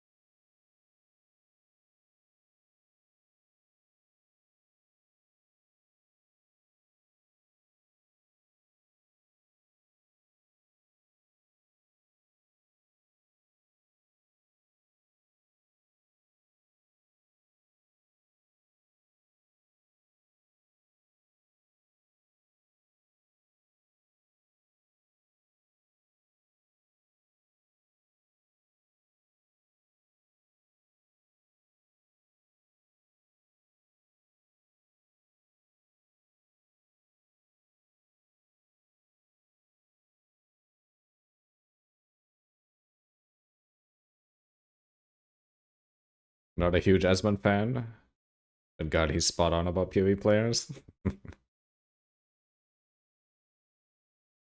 Mm-hmm.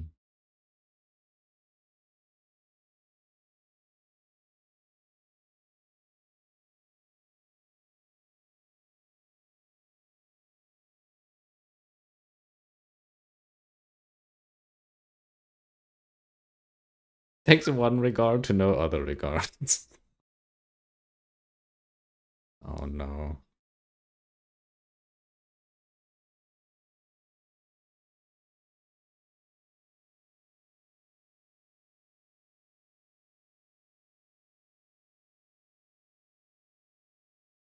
Hmm. Okay.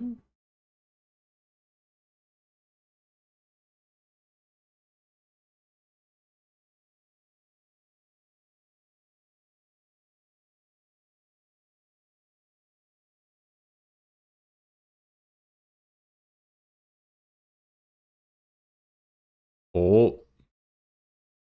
Okay, okay.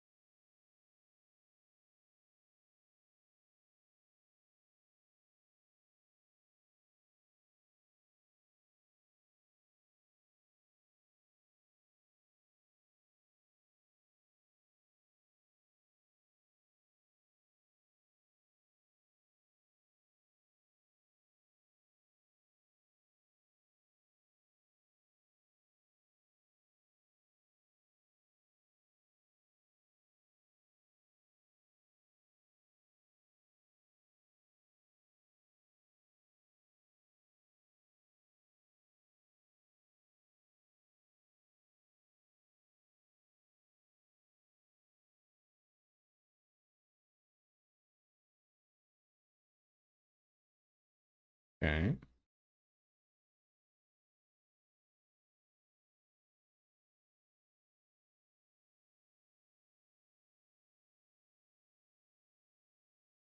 That's not bad, that's not bad.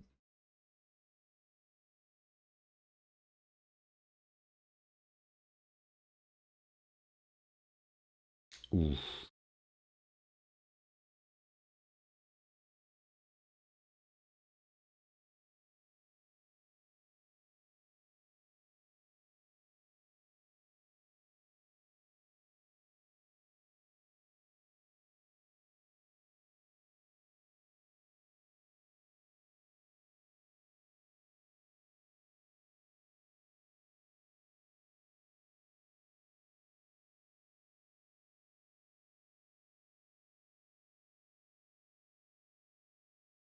Yeah, that shit's big. Mm-hmm.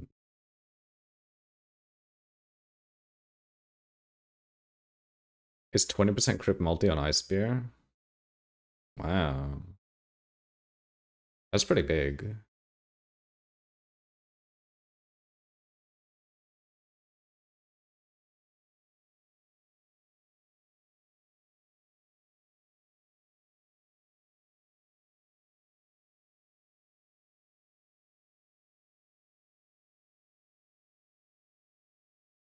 Two to 40%, 1 to 20. Wow. That's kind of insane, actually. That's not bad. Hmm.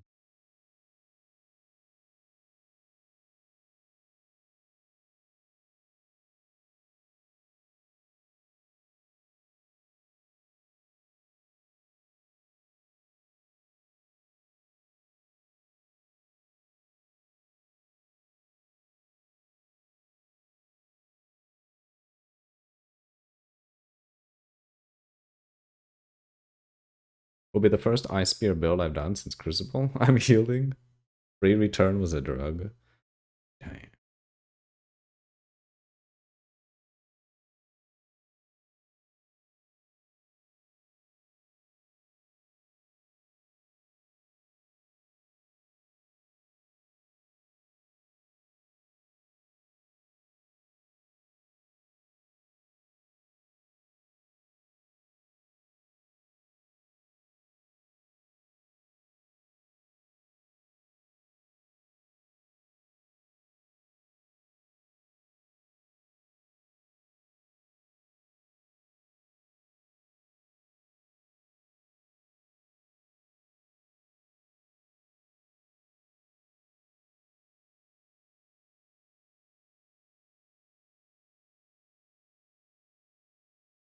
What a mess. Hell yeah. Huh.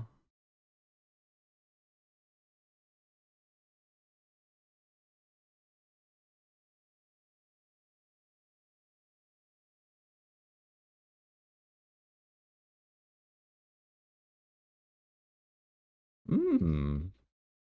This was actually annoying. Glad they fixed it. That's interesting. I've never actually noticed that. That's really cool though. That makes it like super survival, like for survivability. That's kind of insane. Not bad. Crucible node was BL slash Ice Spear, fire in a Nova, and return, if I remember correctly. Yeah. Damn. Crucible was kind of insane.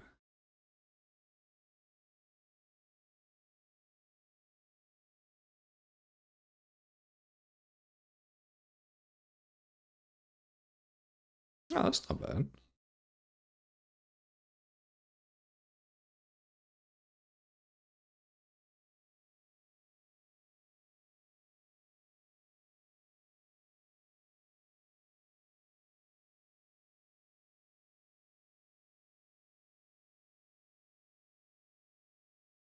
Hmm.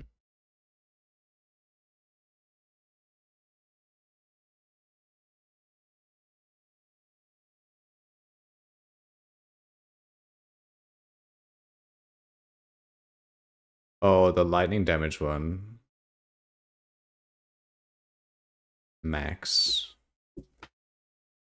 Do we only do lightning damage?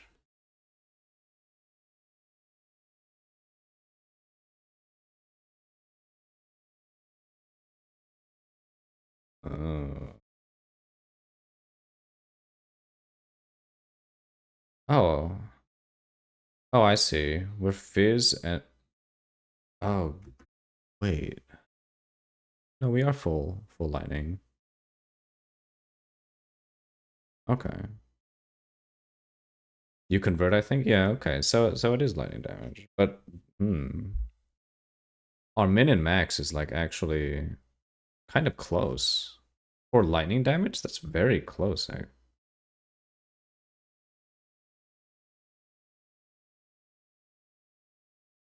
Oh, he literally said it.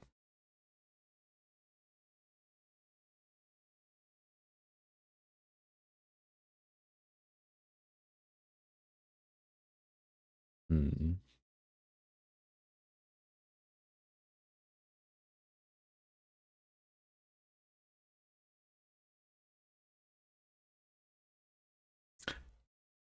Wait, really? Is that true?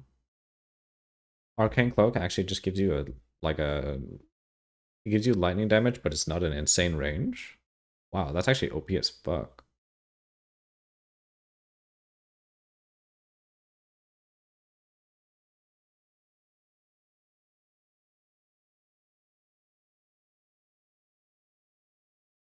Okay, okay.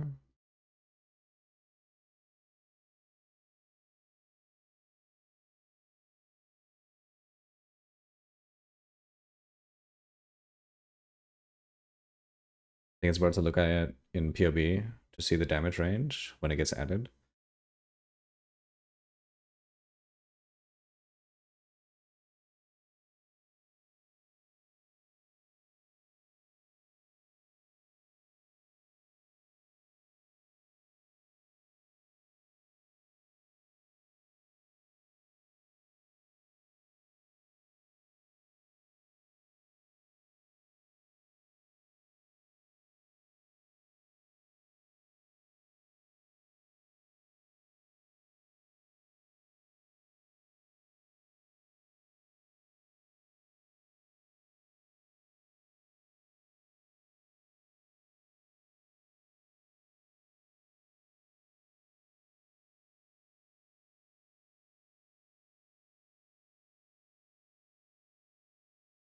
All of my homies hate shit roll. Yeah. It's not great. Like max roll is only good for like Diablo 3 and like other fucking games like fucking League of Legends shit. Not for PoE.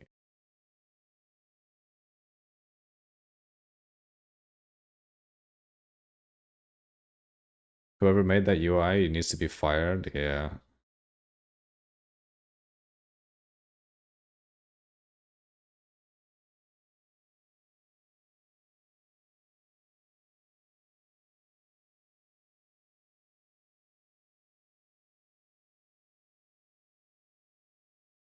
Whoa.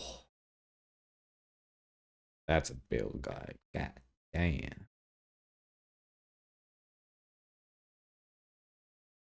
Ooh, that, you know what? That's actually really smart. Should I make a POB myself? Maybe. Hey, LGL. Anyone thought about using mana infused staff, then adding divine retribution? Because you can easily hit block cap with miss. I wonder. Probably. The thing is though, is that it reserves mana, which is kind of spooky. It could be good, but yeah. We'll have to see how it plays out, really. Also hope you're doing well, Child. Yeah, fuck no. We'll make a POB right now. Become the Cyclone Dude.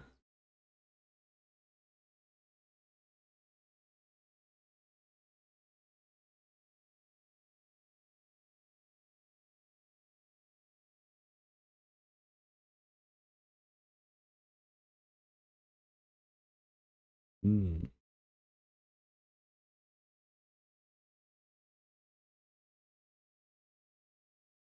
Mm-hmm.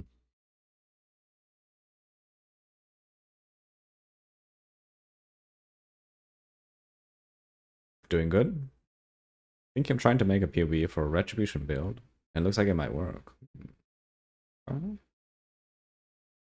Nah, fair. I meant, do I make a POB in alternative myself that actually works? Holy shit, good luck. You can do it. Do it right now. That'll be great. And Divine Retribution had its damage near doubled. You know what? That could be a pretty good one then. If you can get block capped a lot easier, you can save a lot more passive points, but obviously at the cost of mana. I guess you would have to like weigh the pros and cons. I'd cream that shit is ass. Make it understandable. Make it understand Bama numbers, bro. Sometimes POB can't even understand Bama numbers.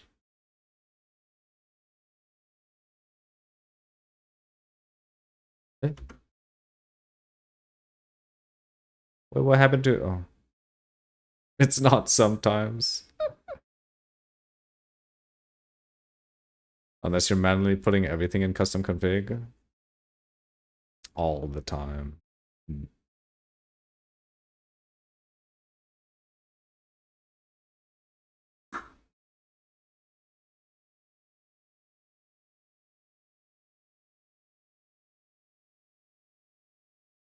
Oh, Echo baby. Hey, Kunu.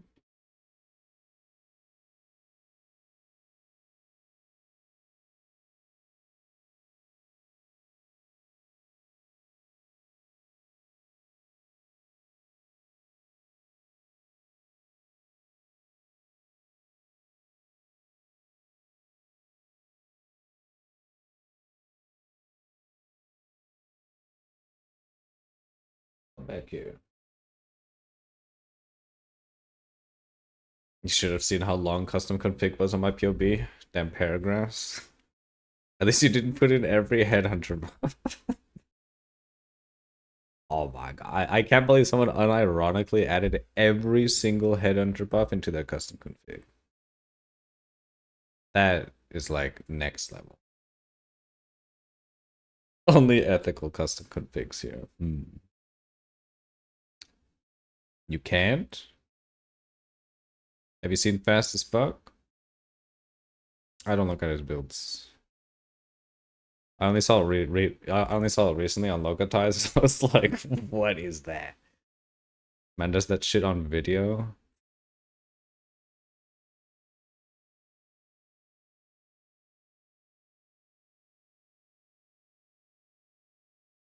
Every single one of his builds has an accelerating crit shrine on his showcase vids. Oh, bruh.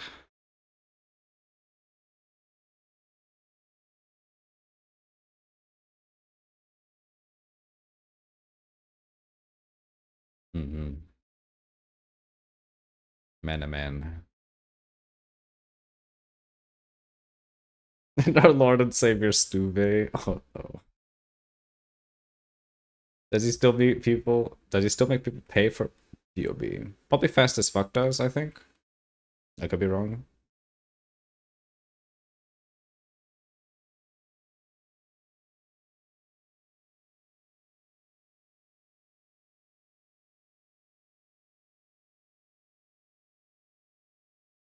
I've never watched him, but no people think he RMTs. Oh, are you talking about Snoopy? Or are you talking about fast as fuck? Oh, Snoopy? Okay. I don't know. After the fucking drama, holy shit, Snoopy came off as like super like ugh, just to me at least. It's time for Fish to sell impending doom POB.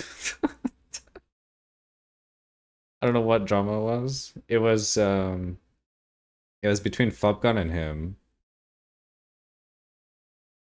Nah, bro, he dropped the head on draw stream. Don't worry. True. I forget exactly what the drama was, but it was between Snoopy and Fubgun. And Snoopy was getting like all butthurt because he didn't get enough like recognition or something. Something along those lines, I believe. Didn't Fub say his build was shit or something? Something like that, yeah. I think Fub did actually start it. Picking apart builds. I don't know, I think Fast as Fuck is actually smart. You saw how many stupid motherfuckers play PoE and will buy POBs, and he capitalized on it? It's shit behavior, but he isn't stupid. In a way, from like business.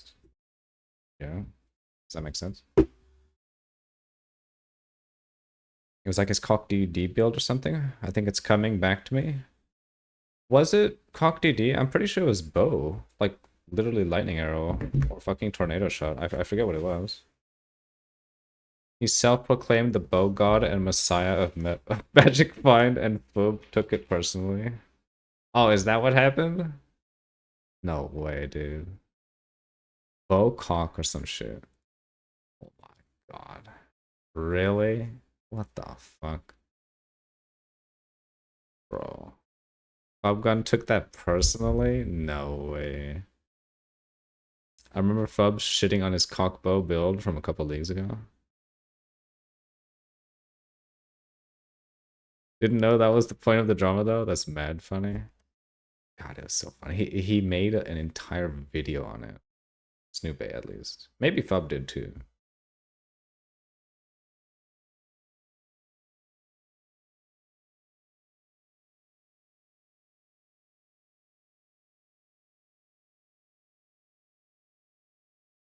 Hmm.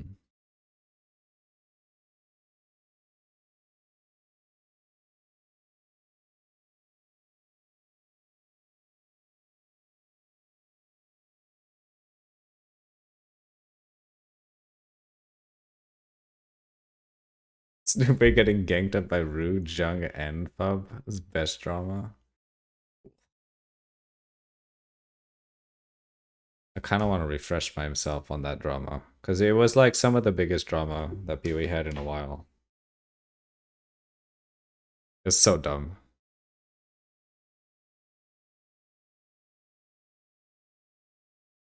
Imagine going up against that trio about build making drama. You ain't winning that one? Yeah. Not possible. Like legit 3 people. Dude shitting on your POB for a week.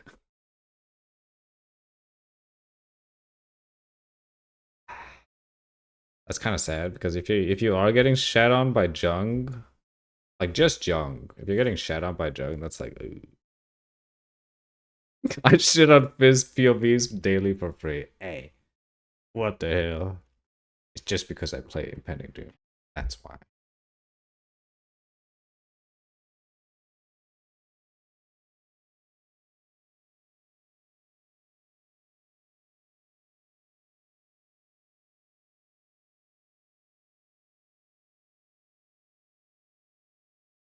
This is Snoop Bear. Bad shits on local type POBs, I heard.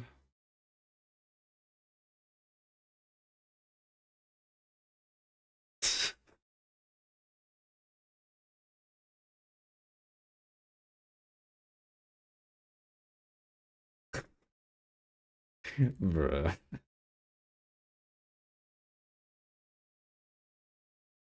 I don't. They come pre-shat on from factory. Oh my god.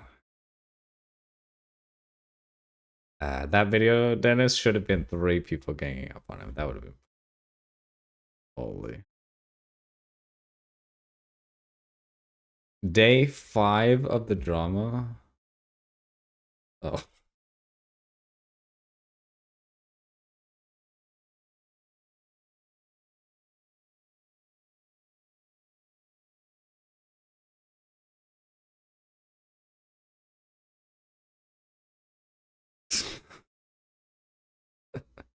Stop, he's already dead.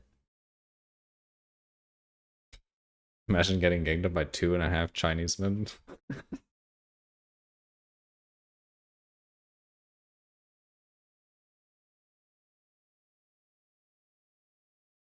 Oh.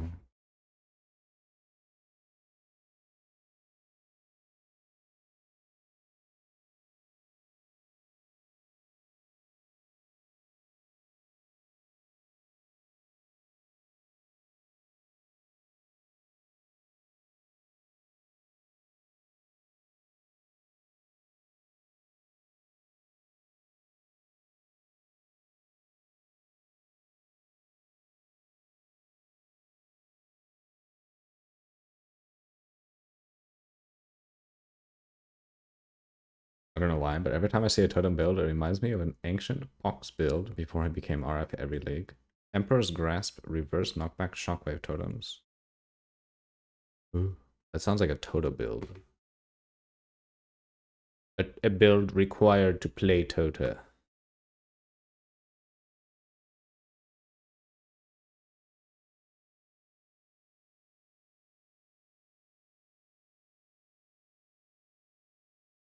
This was whenever Shockwave Totem was added. Mm.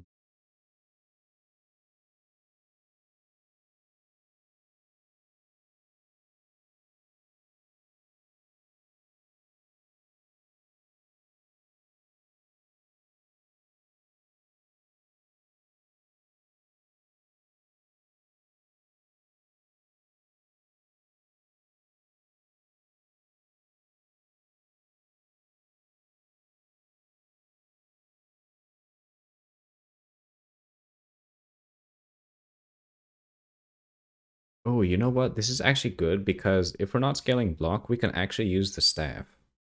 Oh shit, but wait, the staff you can scale block too. Fuck. I mean, spell suppression is really good though.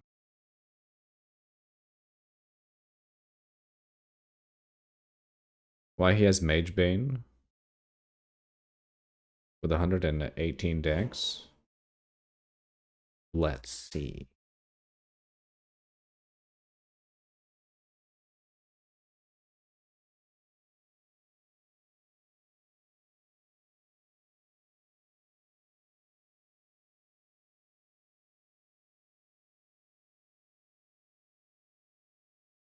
I mean, it's 1 point for extra damage because he has strength, so it's free. That's actually really good damage. Oh, not Iron Will? Wait. Oh, this. I'm fucking retarded. It's for his spell suppression. Bro, this guy.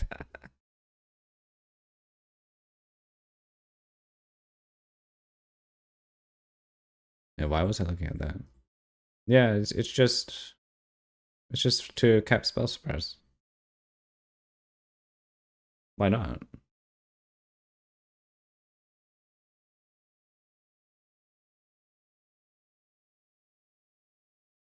%. I mean, it's better than pressing any of these nodes. I think that's still good. Like, what are you going to use that dex for? Because we don't really do anything with evasion. I just found something and I must share it. Go to Discord gift sharing section and type in KEKWQ and scroll down to the third row. Eh? GIF sharing section? Where? Are you talking about the memes?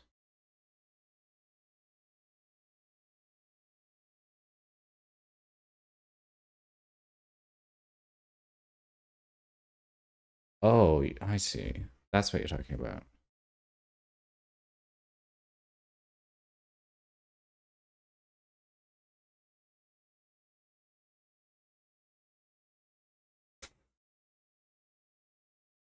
Why the fuck are those there? What the hell?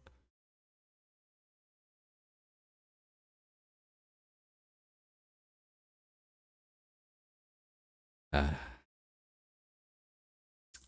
classic.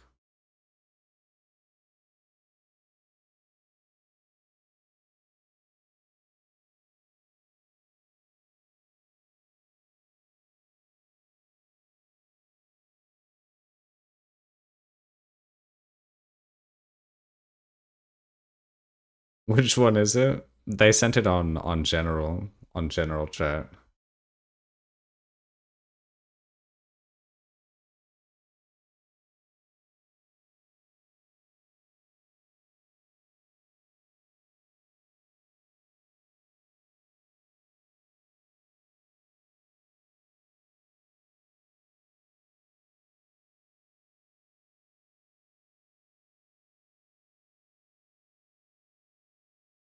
Hmm.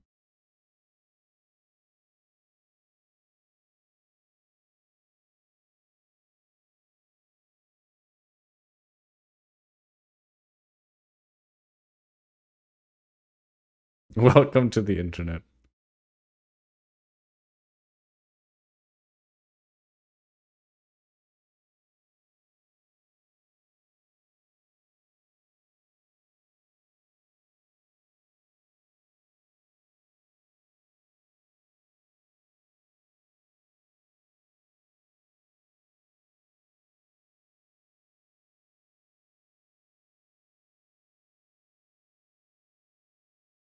Hmm. Some people like that. Hmm.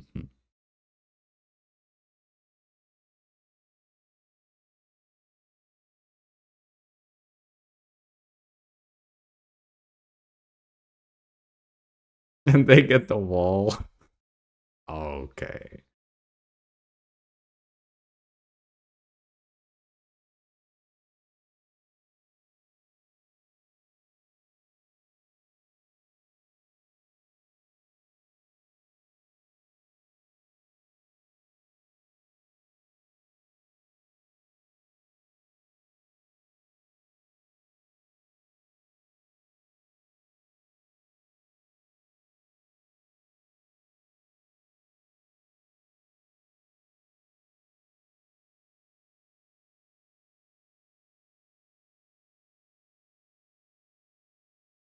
My buddy works for the Navy and they just sent him a new picture to use for his team's profile. And it's just AI slap of a Navy badge with his name on it.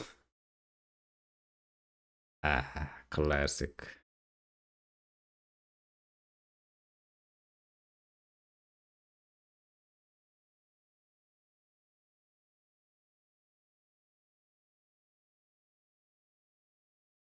WAI. His name isn't even centered, really? Oh no. They didn't even edit it further.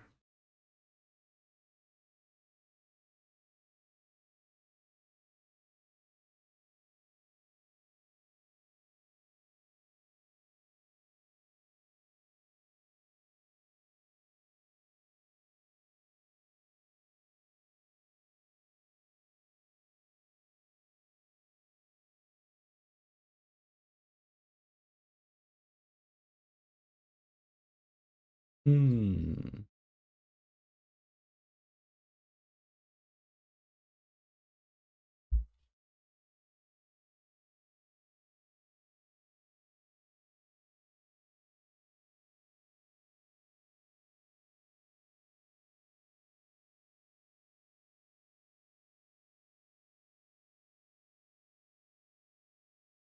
Have to shower and clean kitchen, shower again, wear clothes, get sweat from wearing clothes, shower again. Okay, okay, okay. Good luck. Yubby. Okay. Hope you have a great shower. Put those Legos away.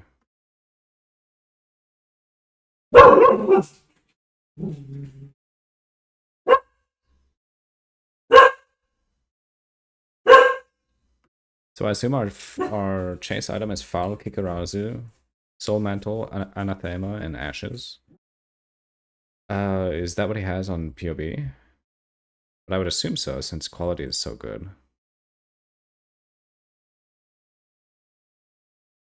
Oh.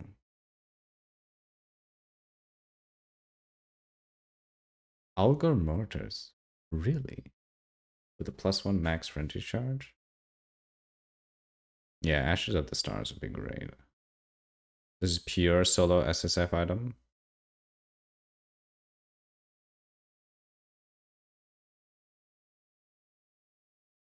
I guess that's true. We might not be able to even... You just check what Aeroplanning is doing?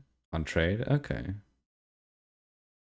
It would be good to look at different sources of what people have made of this build. Oh, wow, that's actually kind of big.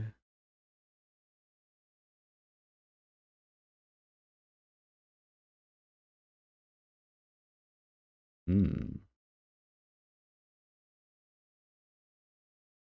looking to play someone else's build because I'm lazy or whatever.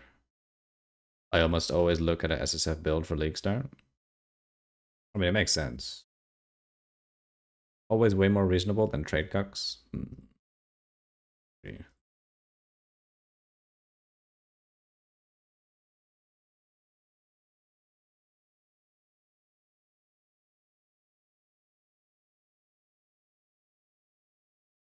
What do you mean you don't use Mage Blood day 2 on my League Start build, bro? Yeah, what the hell? Hey, here's my day 1 POB. Okay.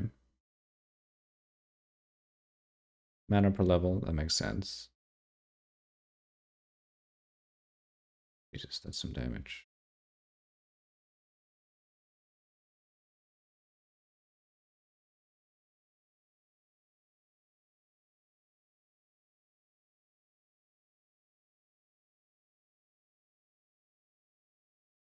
Three 1 passive voices, a Mage Blood, a Mirror Tier triple synth bow, and no tabs for lower gear levels. The classic.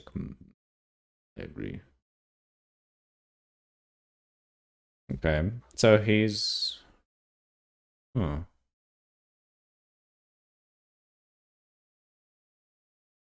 Self-flagellation.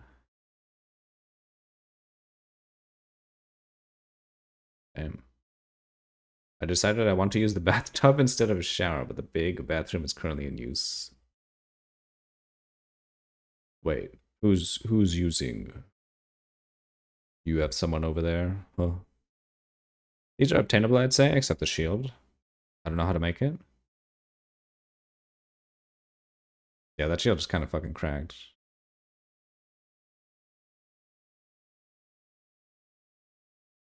I don't know how any of the mirror items ever get beat with the removal of synth. Like, those are just from Abyss in standard now, right? Probably. I mean, there's so much OP as fuck shit in standard. Maybe. Some random woman who sometimes sleeps with me. I don't know. Ooh, shit. The hell? It's not you soaking your Legos to clean them? What the hell? Settle shield early is probably just suppressed with +1 crafted block chance or early thought. Probably. Yeah. Soul mantle.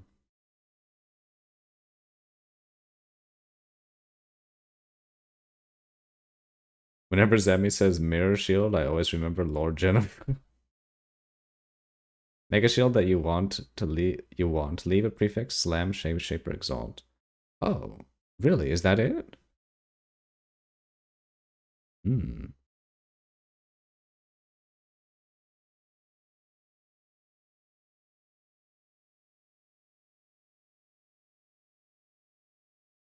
Just yoink that. Put it on our Discord, okay?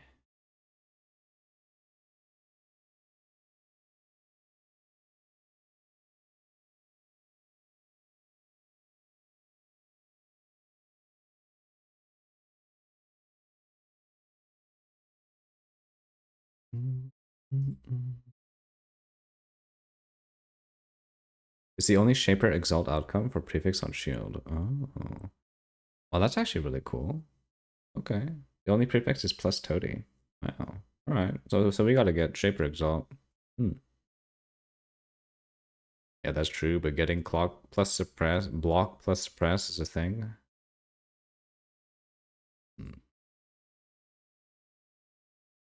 Oh, fuck. Did I close this? No. This whole time I was watching this on the wrong fucking browser. God damn it, dude. Good day guys, Study here, and this is the video for the guide. It's gonna be PUBB.in, it's gonna be max roll, and it's gonna be PoE Ninja. It's just some people have problems with importing PUBB.in into Path of Building apparently right now. So yeah, we're gonna give multiple links this time. Yeah, so in this dexterity requirements, Can I always just settle with a block with craft? It's like what, 20% less? Accessible early. I almost think we don't even really need the block one. Well, I guess it depends. Does Arrow go for scaling block? He might. Every Fez's problem is Ask Shadow. Man is doing Uber's day 2. Eldar day 3 maybe. Probably day 2, depending if he chooses like an insane build. If you go Soul Mantle, yeah, probably block. He does in SSF. I barely do it in trade. I'm off Friday, then work all weekend. Damn. Yeah, I can only play on Friday on League launch, and then probably Saturday and Sunday I'm gonna be gone. Oh shit, it's Flubgoon. Oh my god. Hey, give us some more drama. We need more drama in PoE. How you doing, Goon?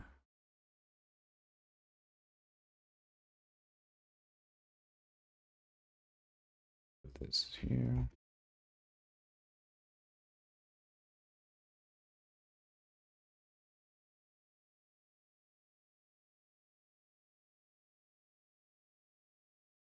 All builds are garbage is the drama. Doing Google. Good guy? Hey, nice. Let's good. Let's go. Glad. can be rough sometimes. And this is pretty much the only gem that requires dexterity, so just keep it lower if you don't have enough dex on gear. Not a big deal. And then Flame Golem linked to some defensive supports for it, with extra quality, by the way. It's gonna be super nice because it gives increased damage, which is neat, but increased air effect is especially good for Stompers of Repulsion, like we already defined earlier in this video with testing air effect thresholds. And also, when we switch to min-max version of the tree of the PUB, we add another skill gem here, Creeping Frost. So we can see. By the way, something I forgot to mention, that this is still pre-nerf version of PUB, so the damage is a bit bigger than what is going to be in actual League. But yeah, so we use Creeping Frost in order to proc the. It is what it is. I make all my money on weekends, but I'll be off Monday, Tuesday, Wednesday, so that's nice at least. Okay, that's good. Yep. Extra damage and defenses that we get from Algor Mortis gloves. Enemies on your chill ground take increased damage and deal less damage with sap, basically. So yeah, that's a nice way to scale the damage and defense of a build. So Creeping Frost, it lasts for a long time with more duration and all the skill effect duration that we have in the build. So So yeah, the rest of the skills is pretty much the same as in medium SSF version. So in the notes, there's also playstyle skills to use. I don't think I've actually been able to play League Star for like the last 4 leagues. Between being in Romania and work. Section. Sad egg. So I kind of like describe how we map. So when we map, we basically can use just one button. The skill rotation is you summon Stormburst Repulsion, shield charge, summon another one, shield charge. If there is a Rhea monster, just spam Repulsion. Wait, that's kind straight of up. based. If it's like a really tough boss, if you summon like Vroon or whatever, you can also curse it with Assassin's Mark. Against bosses, Zeb is a bartender. so the rotation is pretty much the same, I would say. So yeah, you summon your Stormburst Repulsions initially, then you cast Assassin's Mark debuff, then you place Decoy Totem as well. It gives more damage from Ascendancy scaling, and also less percent damage taken debuff to damage dealt. Don't debuff look at Meme's channel. That's just asking me to the look boss, at it. basically. And then you just non-stop spam Stoneburst of Repulsion totems. You hold down the button for Stoneburst of Repulsion. You literally hold it down. What we is find this, that this way would dude? do the most amount of DPS with Stoneburst of Repulsion totems. I What know, is just wanted to showcase here. Just literally hold down the button. Just let it spam non-stop. This is gonna be definitely damage boost this way. Back to Path of Building. So, and like I mentioned, for Pinnacle, tougher bosses, Ubers, basically we want to switch Repulsion to non-Repulsion version. What the fuck is this? You've been there for a while, so you don't have to do the slop shifts. Song is fire, but the singer, hell nah. Let's see. Bro just left from BDSM convention. Holy. Watch it, it's safe. Is this safe?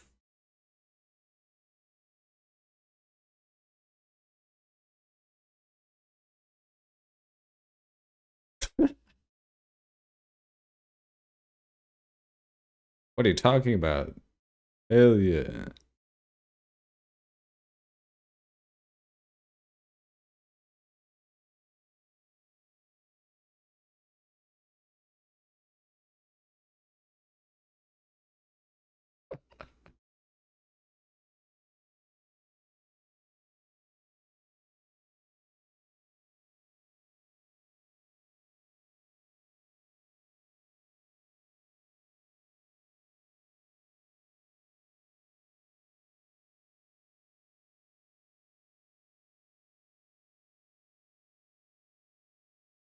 Best part is I only work May, September, and don't work in the off season while you're in school. Making up to support myself through the year if I budget properly. Average Tokyo Jin. Can we get an AI to edit fish onto this? What the fuck?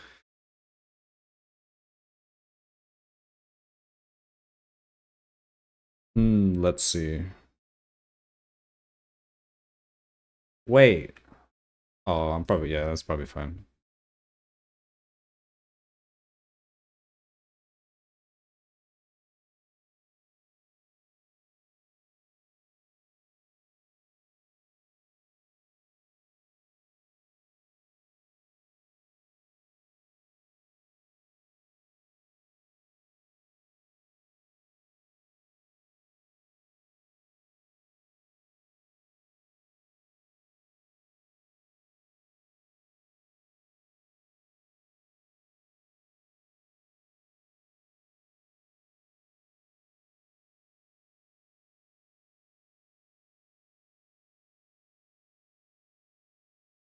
So what the fuck is he wearing? Hey, this is peak fashion, okay?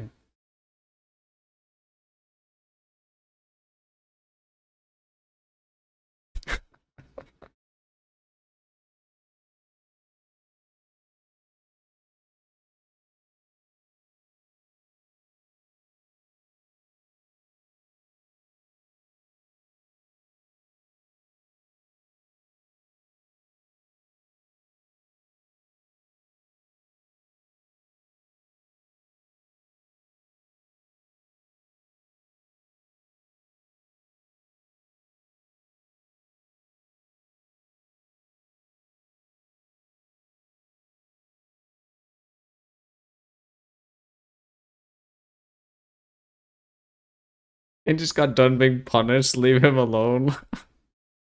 The first comment? Oh no. What the fuck?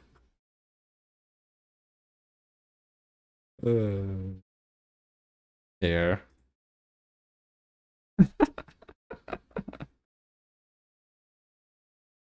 God damn.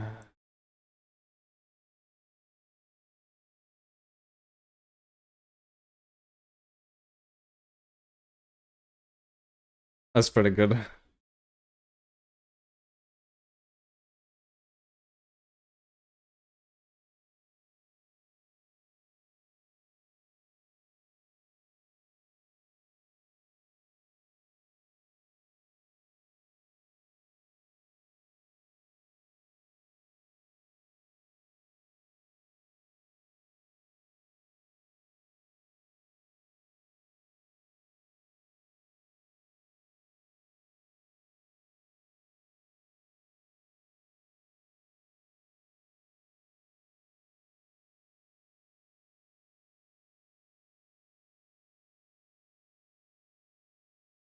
Hell yeah.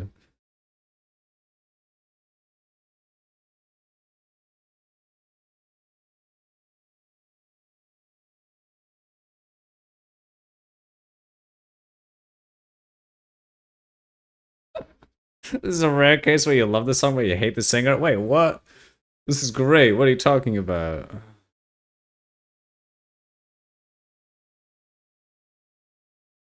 Hell yeah. What the? Did he just dab? Oh no. Why are you hating Man's Peak? Yeah, this is pretty good. I can't. I clearly can see his butt if he turns around. I mean, that's not bad. What are you talking about? I don't know what the song is about, but the singer is great.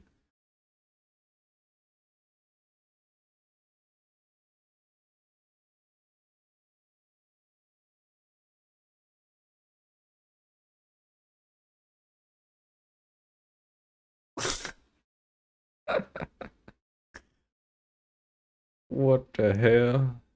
Hey, that's pretty good. God damn.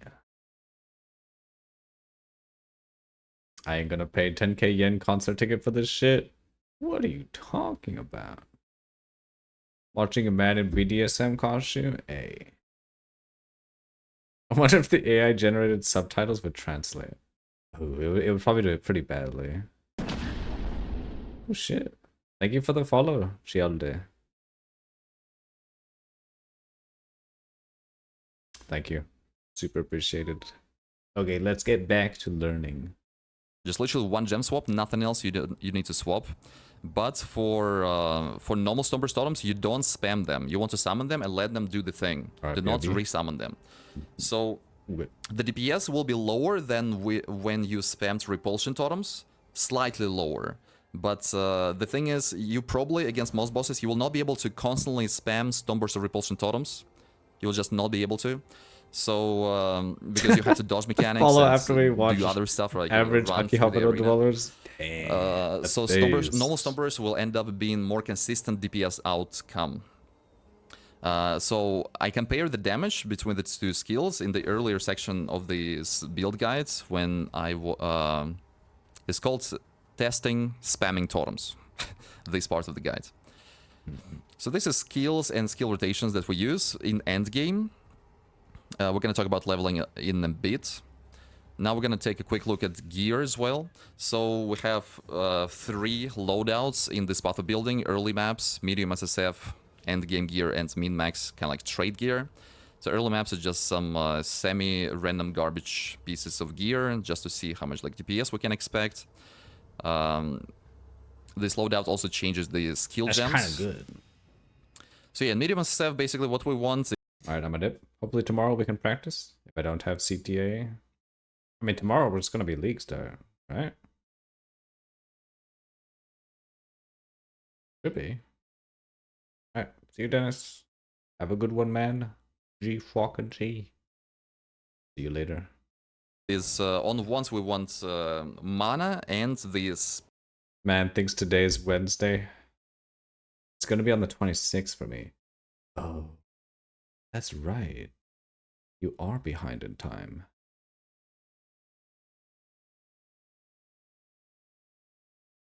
Damn. Sad egg. What can you do? Feels bad, man. Spell damage, spell crit, plus level to spells. Understandable. All this stuff that scales spell, like damage of spells, basically. They actually buffed, and it's gonna be easier to craft once. They Have a added good some sleep, extra Dennis. tiers of See you later, modifiers, man. and they increased the weight of will certain be modifiers totem too. It's cleaning. easier to roll Caspit now. They removed a couple of garbage suffixes. So yeah, crafting once would be easier next league, so that's nice. On the shield, we want to have +1 to maximum number of summon totems. This is Shaper Influence shield, at least item level 70. From Shaper Influence, on the prefix, you can get +1 totem. If you have non-Shaper Influence shields with full suffixes, when you use Shaper's Exalted Orb, you are guaranteed to slam exactly +1 totem to it, because this is the only Shaper prefix Yeah, that's what you on guys the were Shaper talking shield. about. That's pretty cool. And here on shield, we can also get some decent damage mitigation, like for example, physical damage reduction, pretty solid defensive layer, and suppression is nice for keeping suppression. Wait. Items. On helmet, suppression, life, mana, resistances. Simple as that. On body armor, the same suppression, life, mana, resistances. So we want to have these Eldritch Implices, by the way, both on helmet, it gives physical damage reduction, some cast speeds. On body armor, we get also physical damage reduction and frenzy charge generation for damage. On gloves, suppression, life, mana, resistances, and benchcraft, physical to lightning conversion. This is important to fully convert damage of Stormburst from physical to lightning to scale damage better. Okay. Yeah, the implicits are pretty nice too. Chance to unnerve and exposure. Pretty big damage scaling with implicits on gloves. Pretty big thing. On boots, life, mana, suppression, movement speeds, resistances. Amulet, Caspit, life, mana. Plus level 2 skills would be nice if you can, but it's kind of hard to roll it. Crit multi, Caspit on suffixes, yeah. And some stats, right? Pretty much the best source to get your dexterity. You can also get dexterity on gloves or helmet, by the way. Pretty good slots with dexterity there. Dexterity also gives us extra suppression with Magebane Keystone. So dexterity, Okay. yeah, getting some extra dexterity is not a bad idea if you can't exactly cap your spell suppression. Rings, life, mana, cast speeds, resistances, and you can craft medium endurance shards here, one of the main defensive layers. Bale, Stage and Vice, life, mana, resistances too. It seems like we will not be able to get this belt from Mirage League, where we could have second anointment on the belt, sadly. But if we can, then we want to go for that belt. I actually forgot the name of it right now. But yeah, most likely we're not going to have access to it anyway. So by the way, jewels were nerfed. I forgot to change the jewel. But yeah. So once we're going to get these changes in Path of Building, I will be able to update the Abyss jewels specifically, I think, were changed. Actually, they were buffed and nerfed at the same time. So maybe we're going to be able to make even slightly better one in the new league.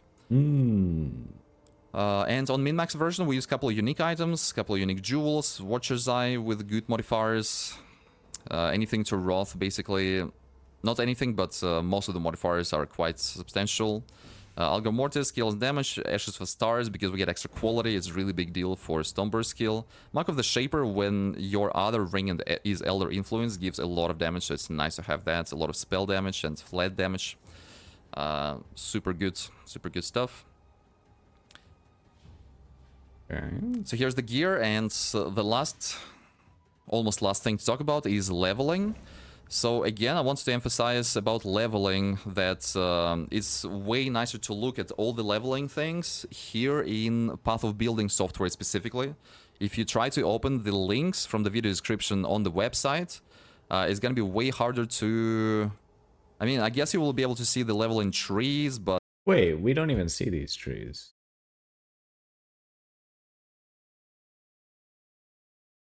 Oh, never mind. They're all here. I'm done. It's not in the loadouts. Okay. But leveling skills are really scuffed here on pbb.in, for example. You can't really see them at all. So yeah. How is it on PV Ninja? Yeah, PV Ninja skills are also very cooked here. Well, yeah, so I tried to make it really pretty in Path of Building. So the skills that you use, let's start with Boomer skills. discovers They are technology. here, right? They're listed under the final skill gem setup. Wow. So it tells you at what level you can start using the skill gem and at what level you stop using this. Sometimes it means that at this level it will change to some other support gems. So for example, Hall of Flame Totem, we use that from Act 1 to Act 3. At level 4 we can start using it. We have Infused Channeling. But at level 8, as you can see, it changes until level 18. We can add another support gem to it with a 3-link. And at level 18, it changes again to like a 4-link with Physical to Lightning. So yeah, I think pretty self-explanatory, right? So some non-important things, Vitality and Steel Skin easily can be skipped. The Detonate Mines automation could be skipped here.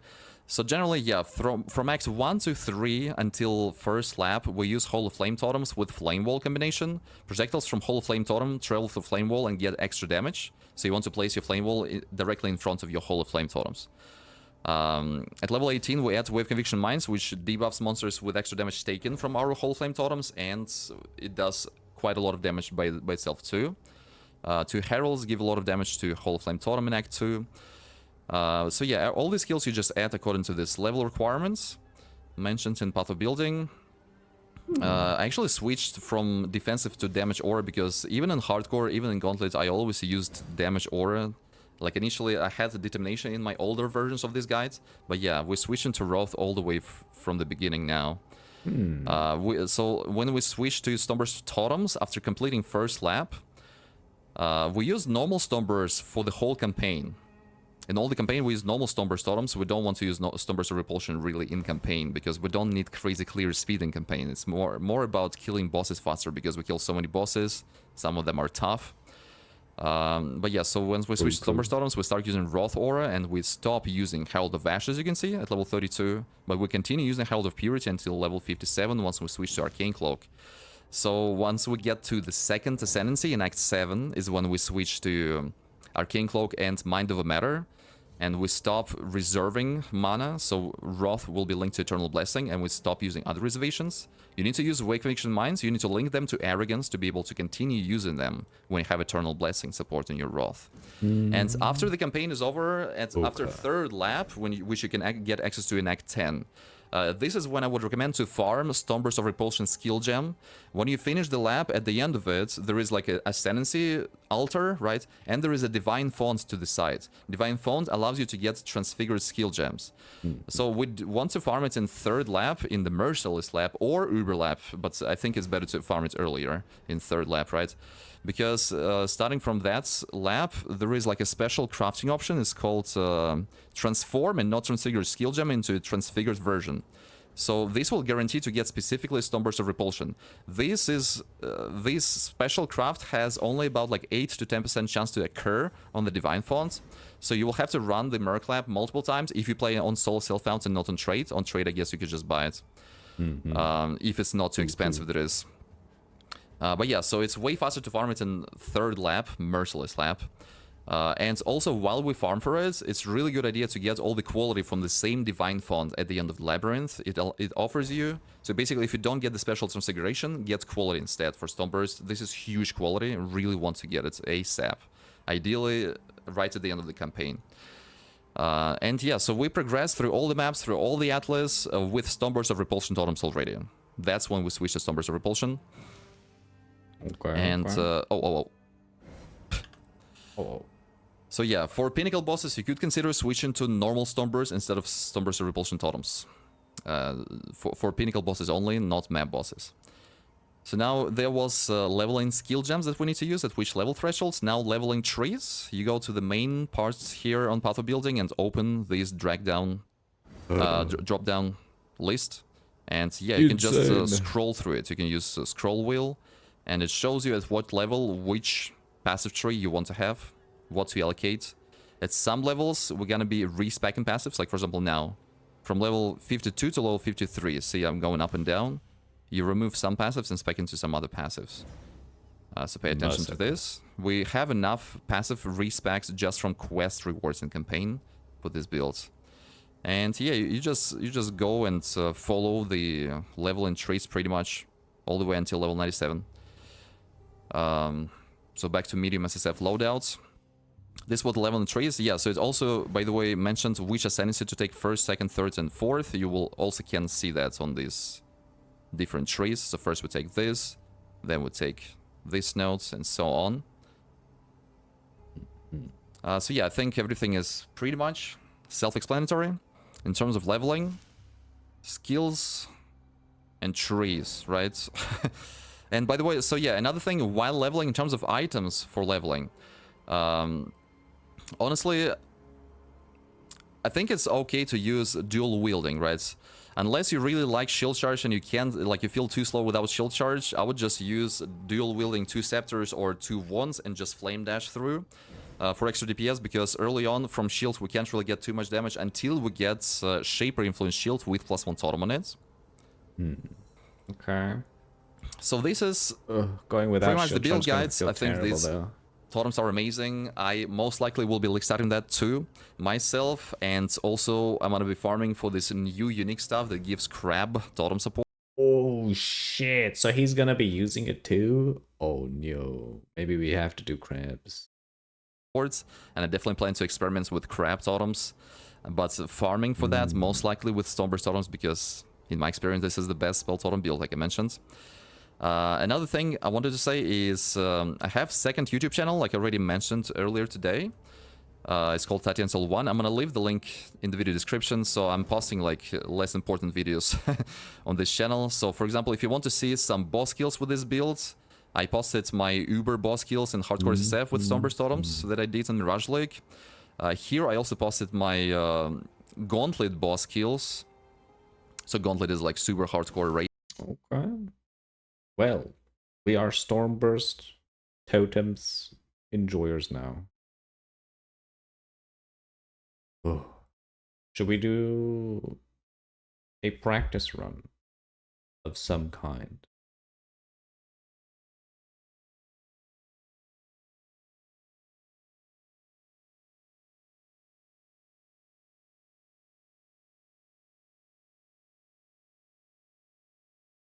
We might actually. Yeah, we need to change our...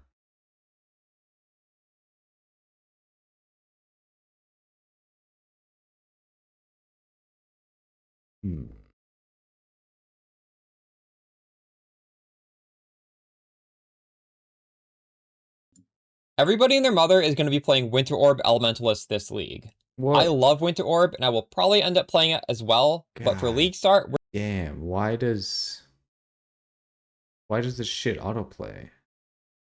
Autoplay is off. Is this a setting? Oh my god.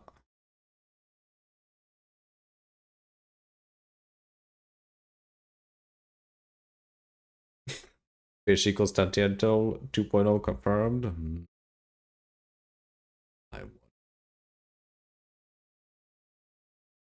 I wonder. What does he say about this? Is YouTube being YouTube? Damn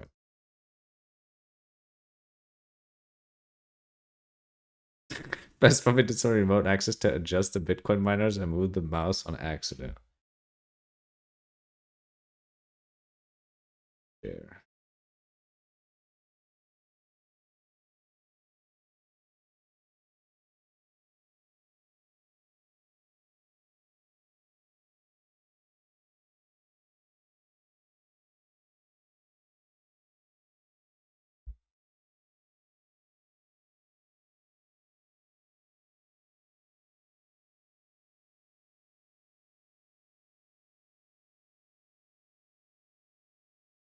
I heard crab. Well, I mean, if Tatiato's gonna do it, we may as well follow him and try it out, because we're gonna be, I mean, we're gonna be doing Stormburst totems. So hey, if he's testing this out, may as well.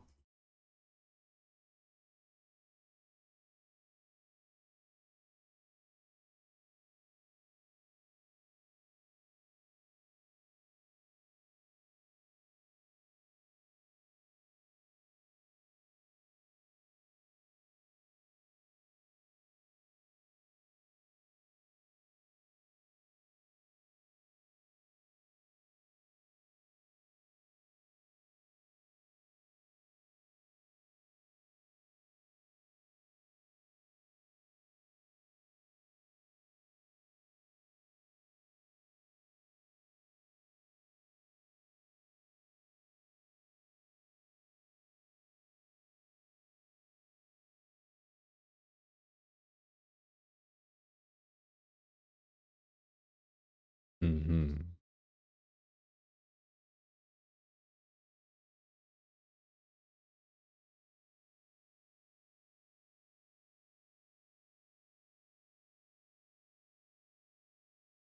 Okay.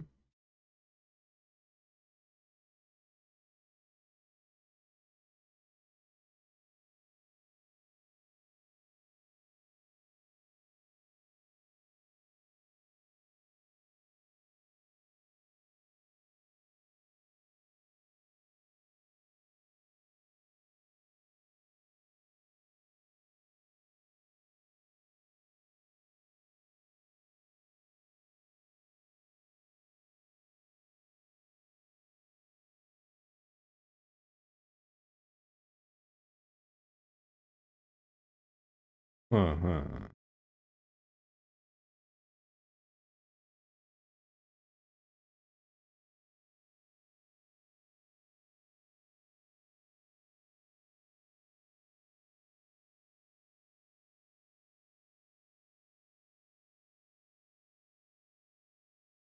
Wonder if you can use Vestigial Unique from Legion to put Crab Totem on a different staff. Unfortunately, the Vestigial stuff is only for armor, so we won't be able to do it for weapons and things, which is sad egg, but you know, is what it is. It would be fucking cool though, if that was possible.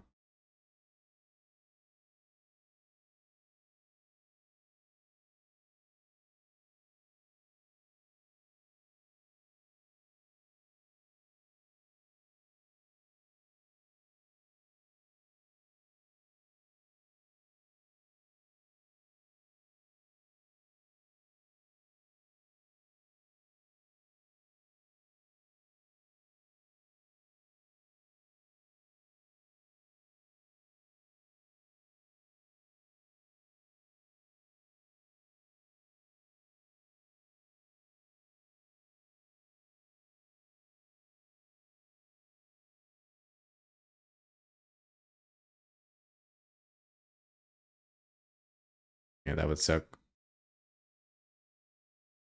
I just need to make Flicker socketable to make the crabs go ham and have my lifelong build.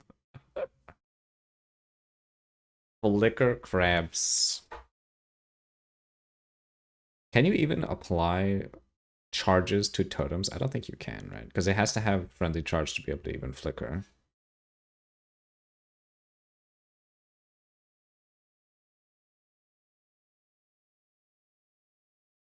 They can have charges. No way, dude. Wait, that's crazy. Crab's banner. If not, they should make them have charges. Just give them flame dash crabs. Ooh. Or frost blink of wintry blast. Wait. Can you frost blink of wintry blast and just you sit there and your crabs just go off and do their own shit? That'd be so dumb. Oh wait, I think I lied to you. I think the limit is 0.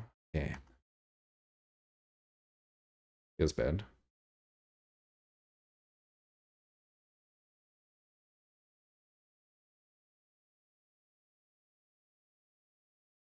Might have a range limit, but would be cool. Yeah, they probably do have a range limit because like regular minions that they'll just teleport to you after some distance, maybe. Can't have shit in PoE. Damn it.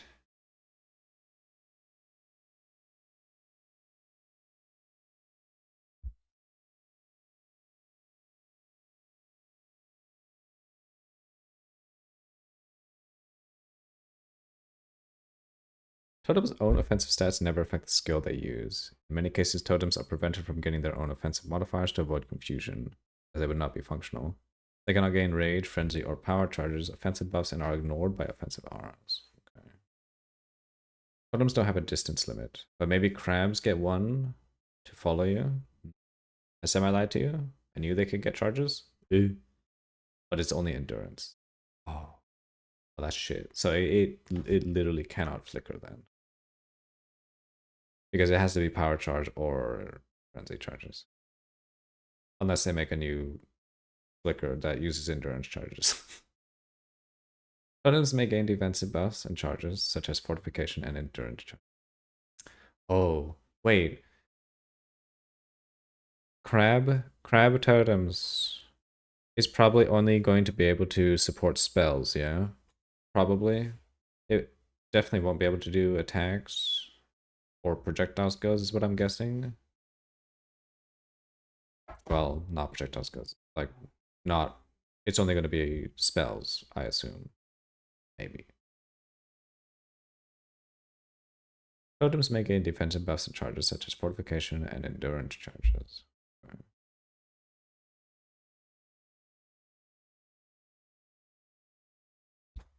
God damn it, am I watching this in fucking... Watching this in the wrong browser again. I think they're just spell totem. Yeah, that's what I think so too. Good day, guys. How's it going? And another super, like the most important thing, honestly, I think. Crab Val Rejuvenation Zealot's Oath. Is crab totem support, damage, and cast speed less multiplier. So... Or... Oh, wait. Oh, fuck. No, yeah, it said it... Oh, we can't do channeling spells. I was thinking, crab pizzas.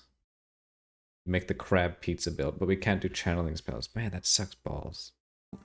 Here's the spell totem support, right? Which, by the way, gets nerfed next league. Spell totem support level 20 will be 50% less damage multiplier and 40% less cast speed. Crab RF. It says socketed spells are supported by level 20 crab totem. So yeah, it's just spell totem. Okay. Did you see Saudi Arabia? The country bought EA. Really? EA got bought out? EA Sports? It's in Saudi Arabia. 55 billion. Wow. That's an interesting... That's a very big acquisition, actually. I wonder what that's going to change, because that's going to change potentially a lot of things. Like certain forms of censorship. Damn. Right, so that could be pretty spell totems yikes. have double less damage multiplier to like basically balance it versus when you cast it with a self-casting. So yeah, what less damage multipliers will crab totem supports have? I kind of expect them to make it similar numbers to spell totem support, honestly, for that to basically continue being balanced and not problematic. So yeah, but it still could be different though, and the whole theory of crafting could be completely like ruined if it's gonna be a too small number.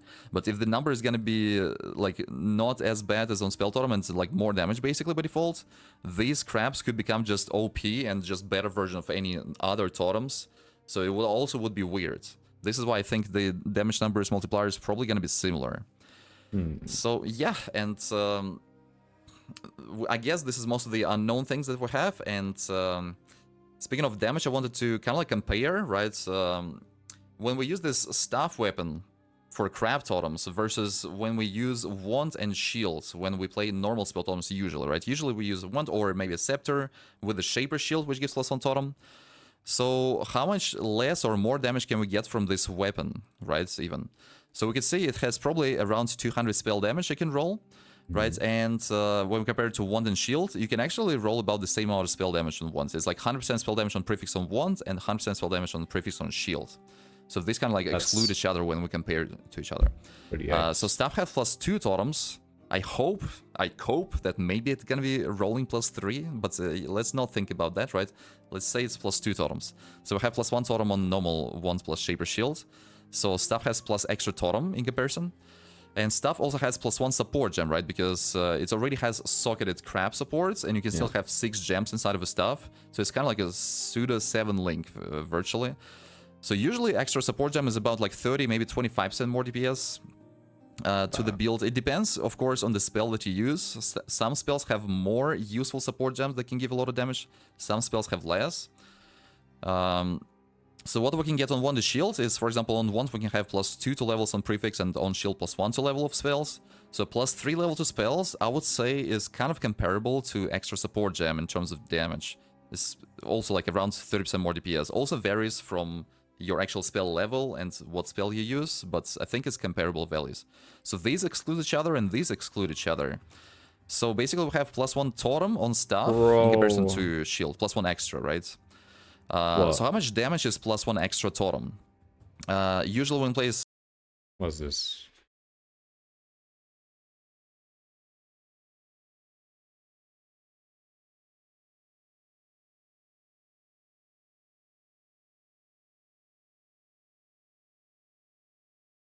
It's a it's a fully iron, so it's like heavy as fuck, so you have to use 2 hands. And you're just like shaking because it's so heavy. This is the mug on his new team's pick. Bruh. Gotta have 2-handed data-driven impact mug. Hell yeah. It must be done.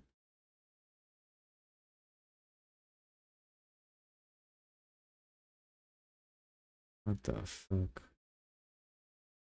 Pretty good. Spell totems, we have 4 totems with this setup. So with crab totems, we're gonna have 5 totems.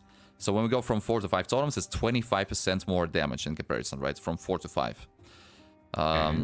And this 25% more damage... So we compare this 25% more damage from +1 totem to these 3 stats that we can get from like other damage stats, basically. Crit chance, spell crit chance we can get on suffix on 1 and suffix on shield. The suffix on 1 can be cast speed, and then we can get like chance to deal double damage on, for example, suffix on 1 and shield. And to be fair, like 25% more damage versus these 3 stats is actually smaller, but not extremely smaller. Not entirely smaller, definitely. So what I'm saying, like initially when I was looking at this stuff, I was thinking, man, there's like no where's this stuff? There's like almost no damage on this stuff. That sucks. But then yeah, like considering the support gem and another extra totem, and it still has some spell damage, pretty decent roll. It's really pretty decent, really decent and comparable to like really well rolled wands plus shield DPS wise. So it's +2 wands with T1 spell damage and like T1 spell crits, T1 cast speed, and chance to double damage, for example, and 2 damage stats on a shield. So you could say that, of course, on ones with shield, we could still have 7 link, for example, right? So we could use Soul Mantle and basically also have 7 link, so extra support gem. But counter argument would be that when we use the crab stuff, we could use a different body armor that could give us like damage to crab totems, for example, right? Or we could use a body armor with like a lot of defenses, which would allow us to spec out of defenses on passive tree and spec more into damage. That's so true. I think like it makes sense to compare specifically damage stats we get from the weapon slots only. I think the biggest loss though is that you can't use shield charge, which fucking sucks. And we're gonna have to be walking around. Hey girl, hope you're doing well, man. How about crab plus body swap? Oh. That could be interesting.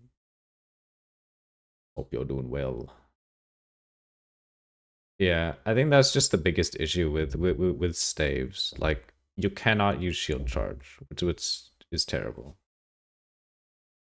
Unless you have like giga attack speed and you're just leap slamming, but obviously we won't have insane not cast speed, attack speed.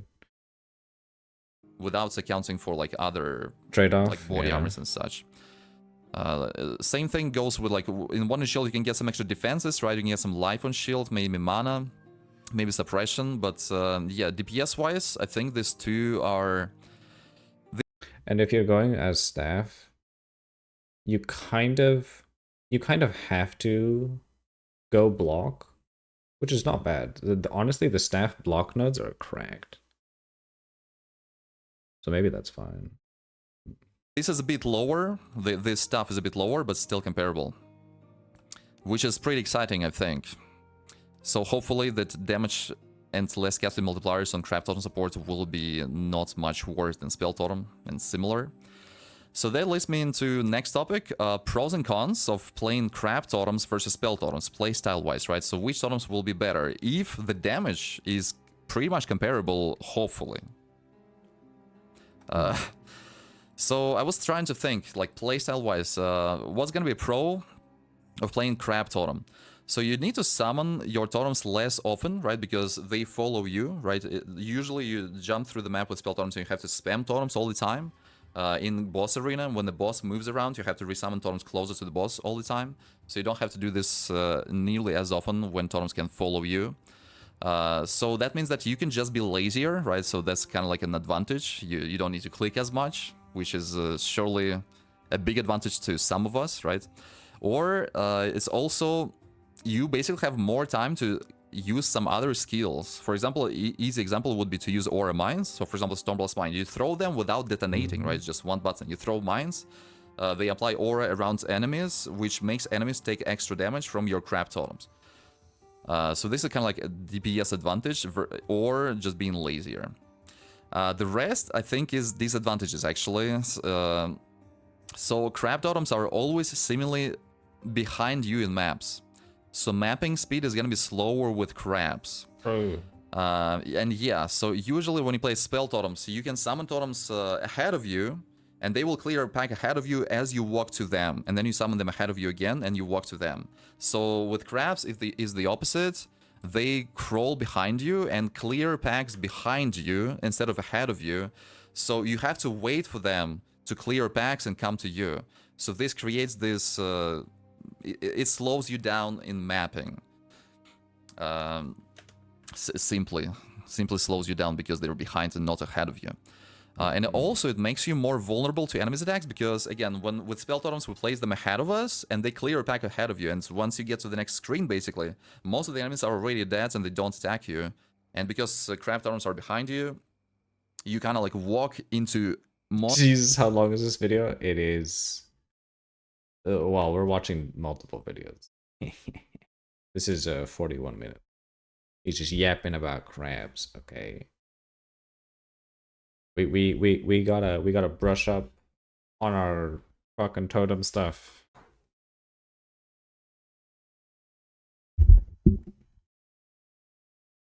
Monsters that are alive and they attack you more than with spell totems. Another disadvantage of crab totems, I think, is that they are next to you, right? They You follow put your totems character, down. so they naturally, most of the time, will That's be it. next to you. That means that you are more vulnerable to enemies, area effects, splash attacks, and spells. No. This is much more than that. Usually, when you play spell totems, you can like Surely. don't summon them directly next to you, right? You summon them to the side, ahead of you, so that you don't get splashed down. So of course, this downside can be negated if you cleverly... You use decoy totems in a clever way. Decoy totems taunt enemies away. They actually fixed the bug with taunt with decoy totems, which is great next league. Another disadvantage is that you have less control over your totem's position. So with normal spell totems, they are stationary, and you place them and they will not move, right? They're gonna be there attacking monsters around. So let's just imagine a situation: you fight Syrian Exarch boss. Syrian Exarch says incineration, and you have a couple of seconds where this expanding nova happens, and you need to run away from it, and then it like one-shots, but you are too far. So usually, whenever Syrian Exarch says incineration, I immediately place a bunch of totems right next to him, replace them, and run away, right? So this couple of seconds when the expand nova happens, my totems get to DPS Syrian Exarch really efficiently. So this is not going to be a thing with crab totems, right? So the crab totems will run away with you. They will just disappear and not do damage. So yeah, and honestly, in many boss fights especially, right? It happens when I just want to summon totem next to the boss, and I myself walk away and just not even and like dodge some mechanics, basically. For example, in Maven fights. In this case, though, they seem to aggro to things, like based on the video. They were aggroing towards things, so I wonder, like, I just wonder how far the distance is that you can walk away from them without, them teleporting to you or walking back to you. Because that's really all that matters in this case that he's talking about. Because if he has them out, and if they're like aggroed onto Searing Exarch in this case, he can just walk away, right? If they're just casting their spell constantly on the thing that they're aggroed to. This happens a lot actually in the final phase where there's like a bunch of beams, right? So I just summon totems next to her and I just walk away from beams. But I think we can try to turn this playstyle disadvantage into our advantage with crab totems. So hear me out, right? So another disadvantage that I wanted to mention, we get to skills part, not playstyle. GGG announced that today that channeling skills cannot be used with crab totems. I have a different question. How long can they be spawned?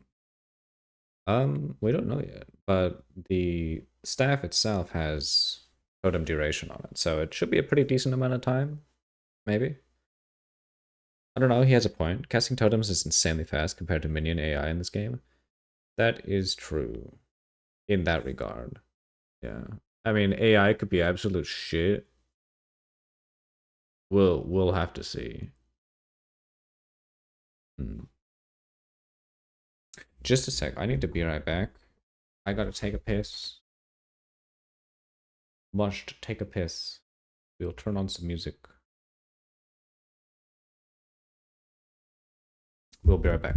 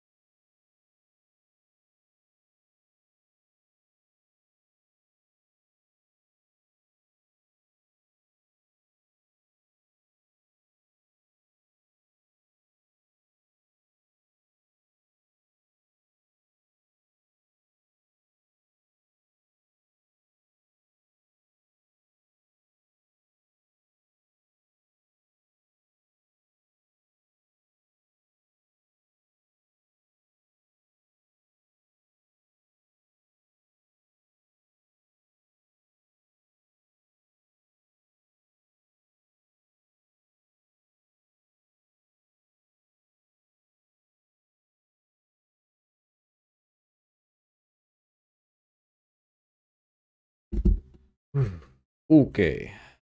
We're back.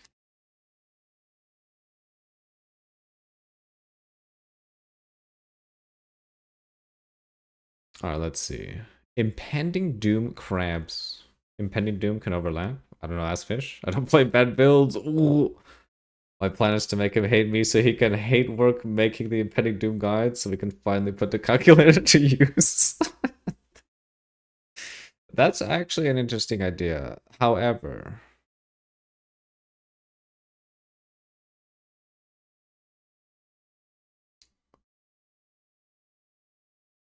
you're gonna lose so much damage because let's see, even if it works, let's say it works on totems.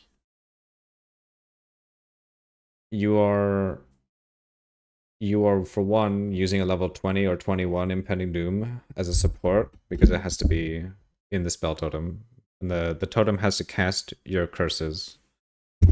And you're not going to be able to. Upside is what?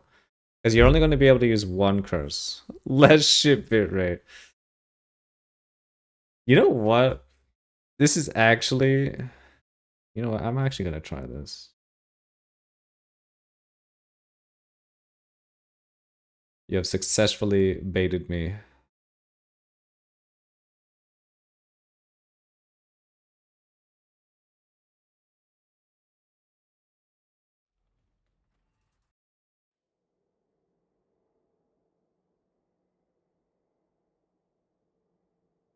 Oh my god, Fee is alive.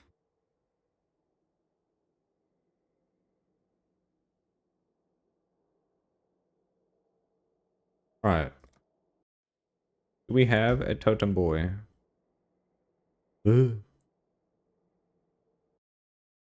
Guardian? What do I have a guardian for?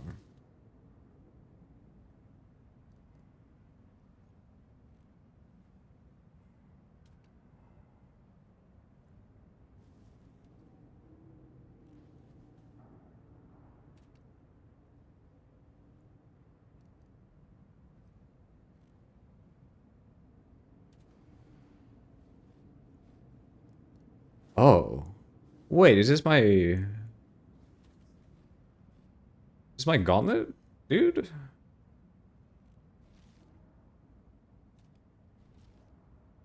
This might be my gauntlet, dude, actually. That works. I'm gonna have to reascend. Fuck, do I really not have any? Oh, wait. Yeah, we have a mana boy. Okay. Okay. Oh, shit. Oh, this was the OP stuff. Okay.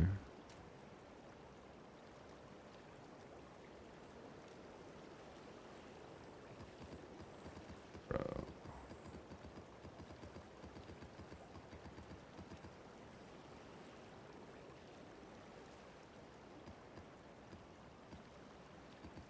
Why is it lag so bad when I'm putting away maps? What is this?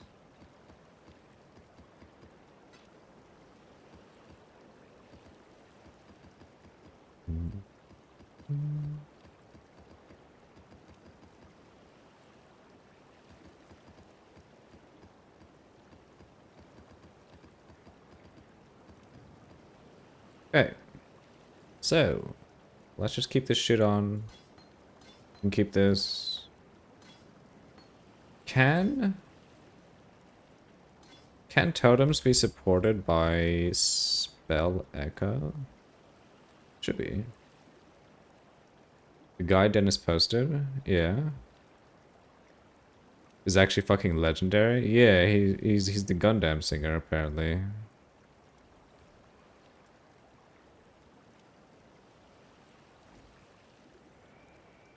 Did you peep that POB I sent you, by the way? Oh, that's right. We completely forgot about that. Shit. Well, we'll have to look at it after this.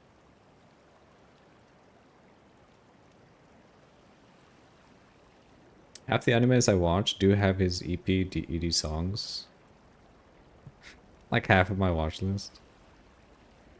Let's open both of those for it. Hmm. Okay. Because it's Luminary. Okay. Alright, we'll look at this after though. We need to find out. Pretty sure this doesn't work.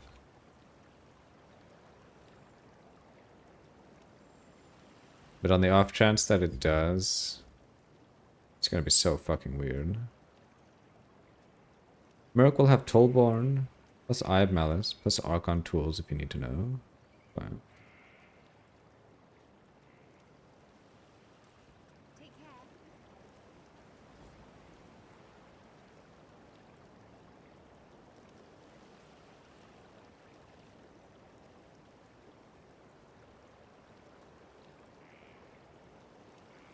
Where's my mage blood? There it is.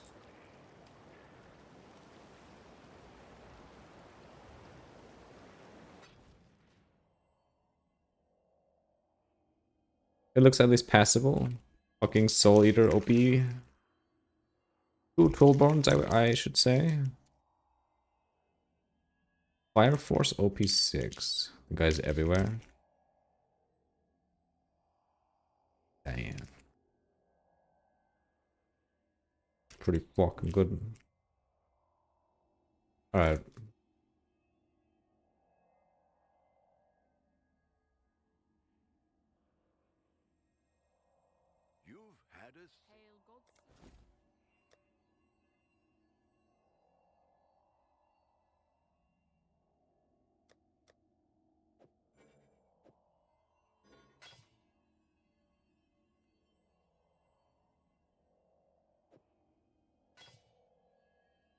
Wait.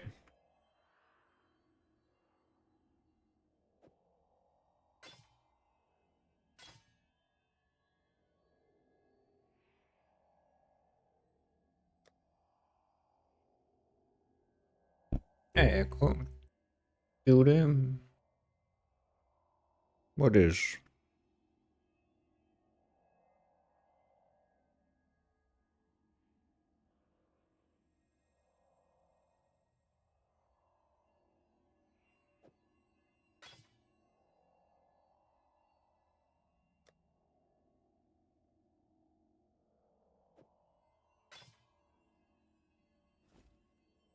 Okay.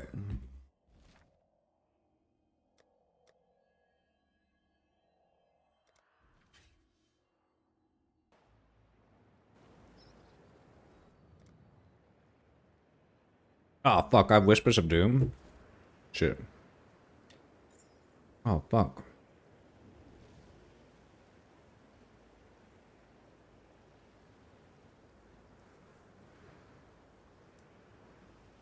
Oh, I really see.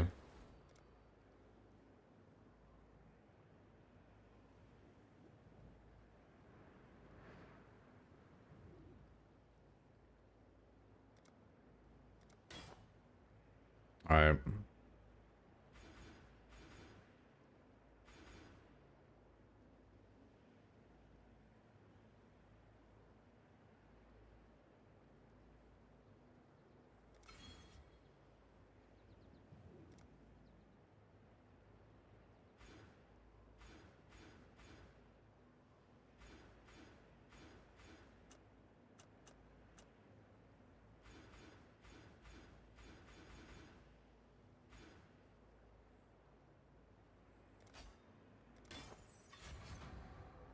Okay. Fuck, we need so much int.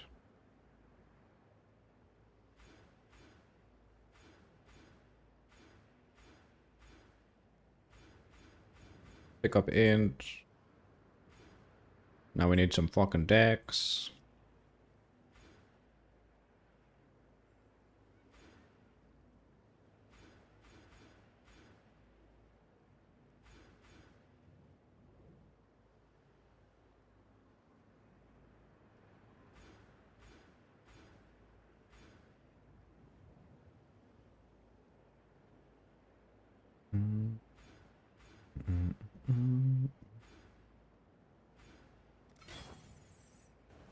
Okay.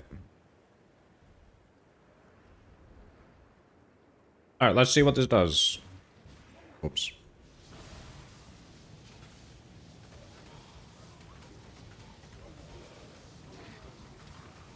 What?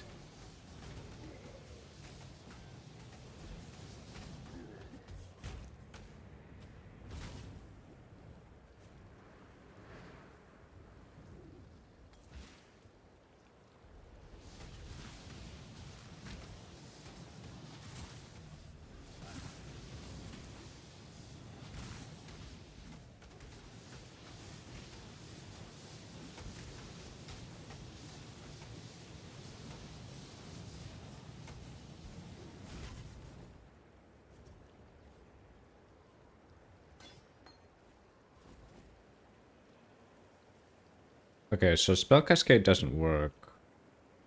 I think. You two recommend me old shit?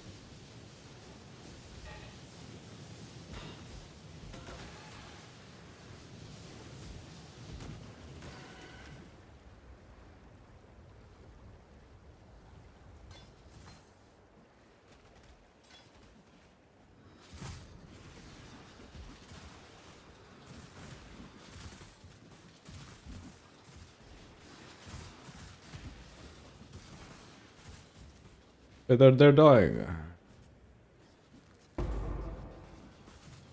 Okay, so I think it has to have Curse Ground, yeah.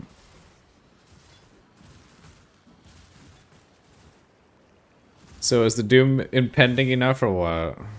Nah.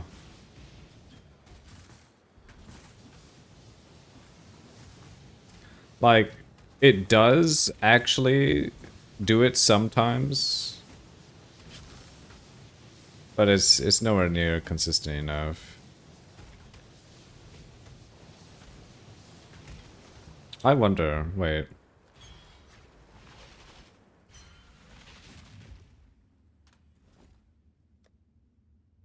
Um...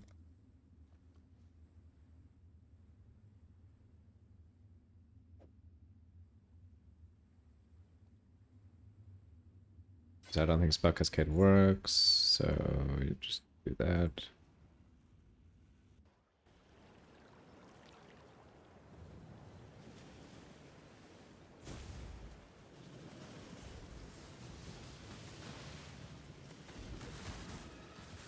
Oh, wait.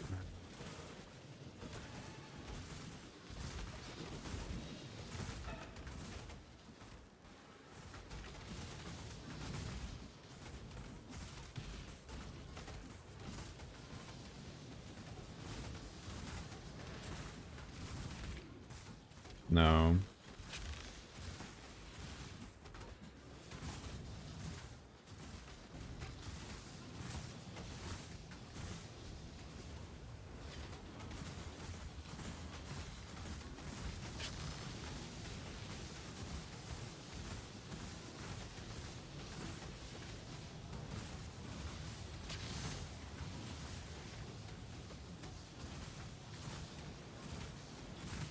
It is casting it.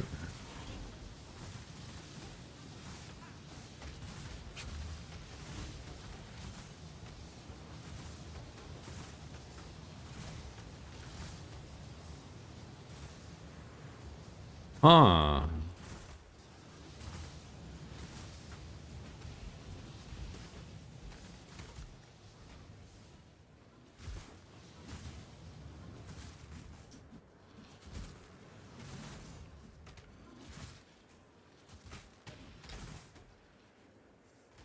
Guess all the timings are fucked because totems? Yeah. Timings are fucked and also it doesn't like... It doesn't trigger it properly. Because Spell Cascade doesn't seem to work with Spell Cascade.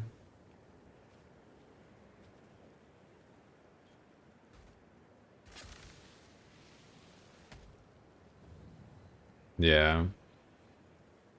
If Spell Cascade actually worked for totems, it would probably work, but since it doesn't, it's like it's bugged.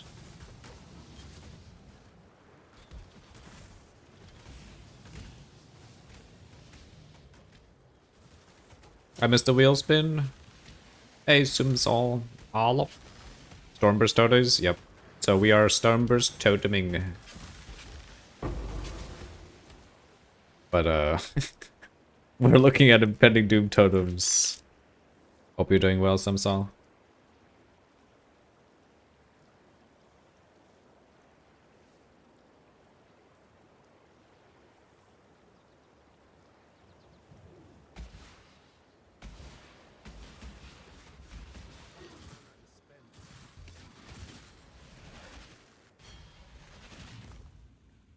That's just like the most cursed thing ever.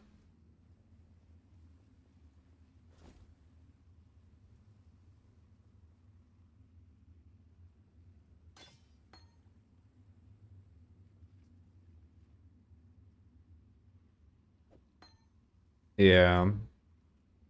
It sucks because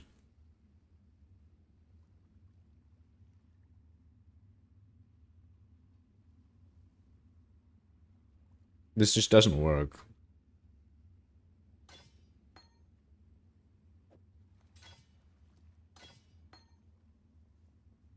If Spell Echo and Spell Cascade worked with it, that'd be correct.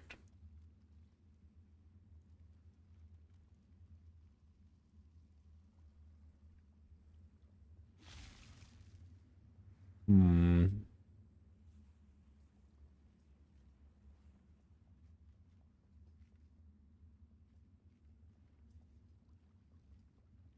Damn.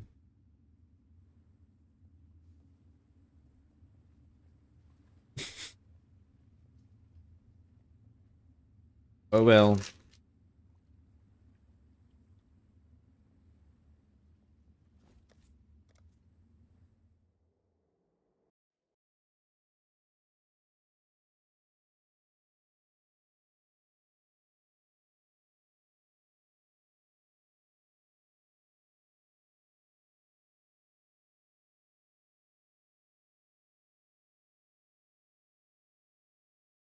What is this? Bottoms, and this is a really big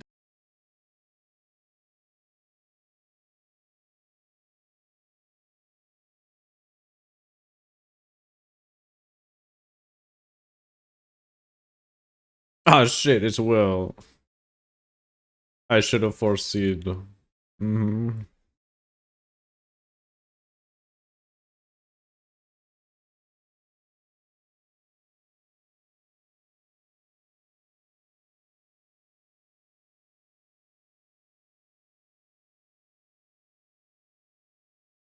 Alright.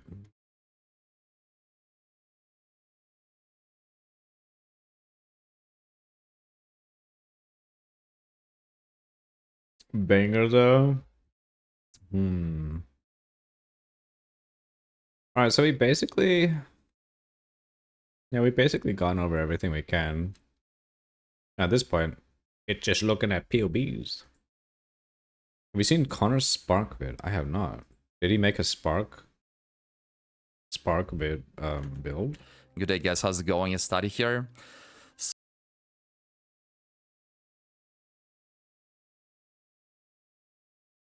Luminary Sparks Jiquanis. Really? With Jiquanis? Oh. Let's see. Hello, this is One Man Left, and I got not a build guide video, but let's just call it a build concept video for It goes over a Caster. few ideas. So I like to play spells. I would say that's my main focus And before in perk ARPGs rolls, is to Mark? play spells. I'm 1 mana left. I like to make mana stackers. It's just spells have sucked for, a little while here. And thus I've not played them because they generally suck. In the coming league as well, I also think they will suck. That's why Dang I'm it. going to be playing attacks, because attacks are better than spells. I've been POBing for like 4 straight days now on what would it take to make spells good. And I've POB'd several setups. I've tried every possible way to make spells good. So I just wanted to share my findings with you guys on what that looks like, where the other setups fall short, and what the only setup I could come up with that actually looks good was. Ooh. So the first setup I tried was Frost Mage. Frost Mage is a gem that was added last patch as an alternative to Archmage. Archmage took a lot of nerfs this time around. Frost Mage did not get nerfed. But it's kind of ZDPS. The only way, by the way, just for reference, all these setups is like maximum budget. That doesn't mean they require like 10 mirrors to play. But that's just how I always compare characters. And then once I get a setup I like, I downscale it later if that's going to be my main build. So all of these comparisons are done at like 10 mirrors. Just as the standard for comparison. God damn. That doesn't mean they require that much money. But this is the top for everything. This is meant to be like, can they do Valdos? Can they do 6k Delve? Well, what I found with Frost Mage is it's actually insanely tanky because they nerfed int scaling for ES last patch.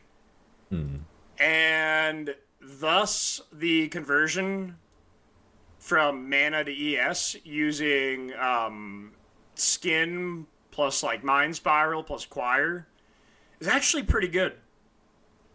It's actually like one of the best ways in the game right now. Yeah, I'm easy. to Wait, you get used higher that joke energy shield. yesterday. This character has 35k ES and 30k mana with like nerfed Choir.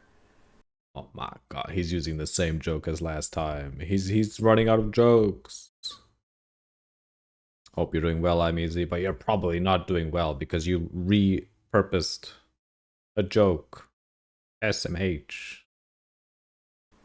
And I'm easiest this would be cook. like the second highest ES on PoE Ninja for a CI character this league. So the pure mana conversion is actually pretty strong. The problem is you can get big ES, good tankiness, your CI. The problem is ZDPS. I was pretty 71 medicated million yesterday. DPS for a 10 mirror character Damn. is very, very bad. This is downright terrible. So maybe like a Void Valdos setup this could work for, but Frost Mage was not the play. So I moved on. I made a POB called A Barren Wasteland. And at one point I was looking at using a Focused Amulet and just getting level 30 gems. Good The reason the God. POB is called A Barren Wasteland is this was my attempt at making a 10 mirror character with no attribute stacking. Which, if you're unfamiliar, if you throw 10 mirrors into a character in PoE and you completely avoid all attribute stacking scaling, your options are a barren wasteland. That's why this PoB also sucked. This is not good damage and defense combo for a 10 mirror character. Ooh. So, what I moved on to was E-Blade, which had a funny new item. Because if you look at the Okay. patch notes, there's a new item in He is the right. teased Yeah. items for the league that I was really excited about. Because this would work with two-hand Energy Blade. It's a 6 Abyssal Socket item. And as it currently stands, this Wait. would work with two-hand E-Blade. So I got a little excited. I'm like, ooh, what if we made an E-Blade character and we made a life stack Ivory Tower character with 6 Abyss sockets? This actually looked like somewhat promising. What the fuck? The problem is they have since swooped in to the patch notes, Oh. and I don't even know where the updated patch Oh, notes that's are. right. E-Blade can only be swords, yeah? Fuck. Right here. They nerfed this yesterday. So this Yeah. doesn't even work anymore. Energy Blade Good. now requires sword only, wherever this is. Wherever the E-Blade text is. Energy Blade can now only be used if all equipped weapons are swords. So Fuck they shot that E-Blade down. abusers. Why? The funny thing is, this wasn't even good. Like, even with this allowed, this still sucked. So, the like, Giga Endgame multi-mirror spell character, it's running out of Even then, options. Spellblade only works with one I handles. found one single setup That egg. that was actually good. Oh. It's Jaquispers. Oh. This was the only survivor. Jick Whispers. This was the only exception. It's Jaquani's potential. I have the nerfed number in here with enchant and best volatile Valorb. Jesus they Christ. added a keystone yesterday for lightning spells that makes you only able to do lightning damage. But if you do that, you get 25% more maximum damage. This setup has been the only setup I can make that's actually good. Wait. This is Jaquani's potential, what? Whispers of Infinity with CI. And then you just, like, get 20k energy shield. And then you're actually kind of tanky still. And you kind of stack in. You can't use a focused amulet, or you can't use a simplex amulet because you have to use Whispers. Which makes your int scaling kind of hard. Because Jiquani is... They did buff some spells and nerf, That's a smart way to deal with it. nerf, like, your options to scale with Jaquani's, but the new Keystone and some of the, like, slightly buffed spells kind of cancel that out. But what you're left with is the single greatest spell scaling package in the entire game. A lot of the pieces to this were added last league. It is the only thing, in my opinion, keeping, like, endgame spells alive. It's actually better single target than buffed venting. Oh, It is really? the absolute most broken skill gem combo in the entire game. I know what you're thinking. Oh, you lost 95% of your damage. Clearly you had Archmage or E-Blade on. Nope. This skill gem has the absolute most broken support gems. Intensity. Every one of these is like 2 to 3 times damage. The only build that's actually good, he says, while showing a billion DPS. He's just in another level. Let me introduce you to the combo of Nadir mode. Nadir mode and Apex mode with overloaded intensity is the absolute most broken thing that spells have in their toolbox. Oh. Nadir mode might as well just be called God mode. Because basically you can leverage intensity and just get the single greatest support gem in the game with the new like effectively lineage gems for the 328 rework. This Well, he's talking about doing Valdos and shit, yeah. actually does more damage than venting. I tried. I checked. It's higher than venting. It's the highest effectiveness of a spell, even with the 329 changes. Wow. Buffing channeling skills even more than Spark. This is still the highest. So, what ascendancy am I? Well, I'm an unascended Scion right now. Because the intent for this setup is to use the new Luminary with an Aurabot. The weakness to being a CI Jaquani character is you are CI blood magic. This means you have no mana and no life. Only energy shield. Any character that does that automatically cannot use a Watcher's Eye and cannot use auras.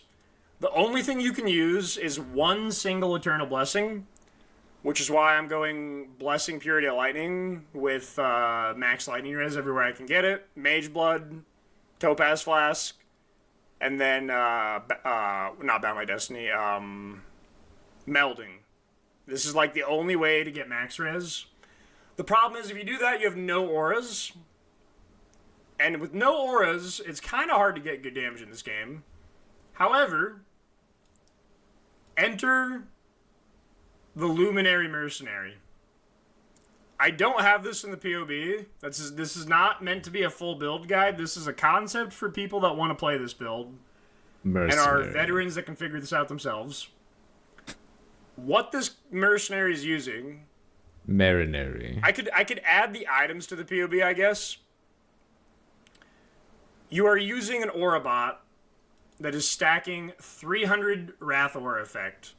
The way you do this is you use an influence weapon on the mercenary, rare weapon, that has the influence mod for Wrath Aura effect. Number 1. Number 2, you are using Perkwill's Toe, and you can get this anointed with some Aura effect anoints. You can even have this corrupted for potentially even more. You can even potentially use the new Legion to get a different amulet onto Perkwill's Toe, which is tier 4, one of the single most common uniques in the game. You could use a double anointed amulet because it's tier 4 and chance it with only 1400 chance orbs. But you're using a Perkwill's Toe for lucky lightning damage. You're using the 50% Wrath effect, or 50% Aura effect, new Luminary setup, right? Is this in the patch notes? It's in the patch notes somewhere. Hang on. It's in here somewhere, I know it. Where's the Luminary? Where's the Luminary? Okay, it's hiding. There it is.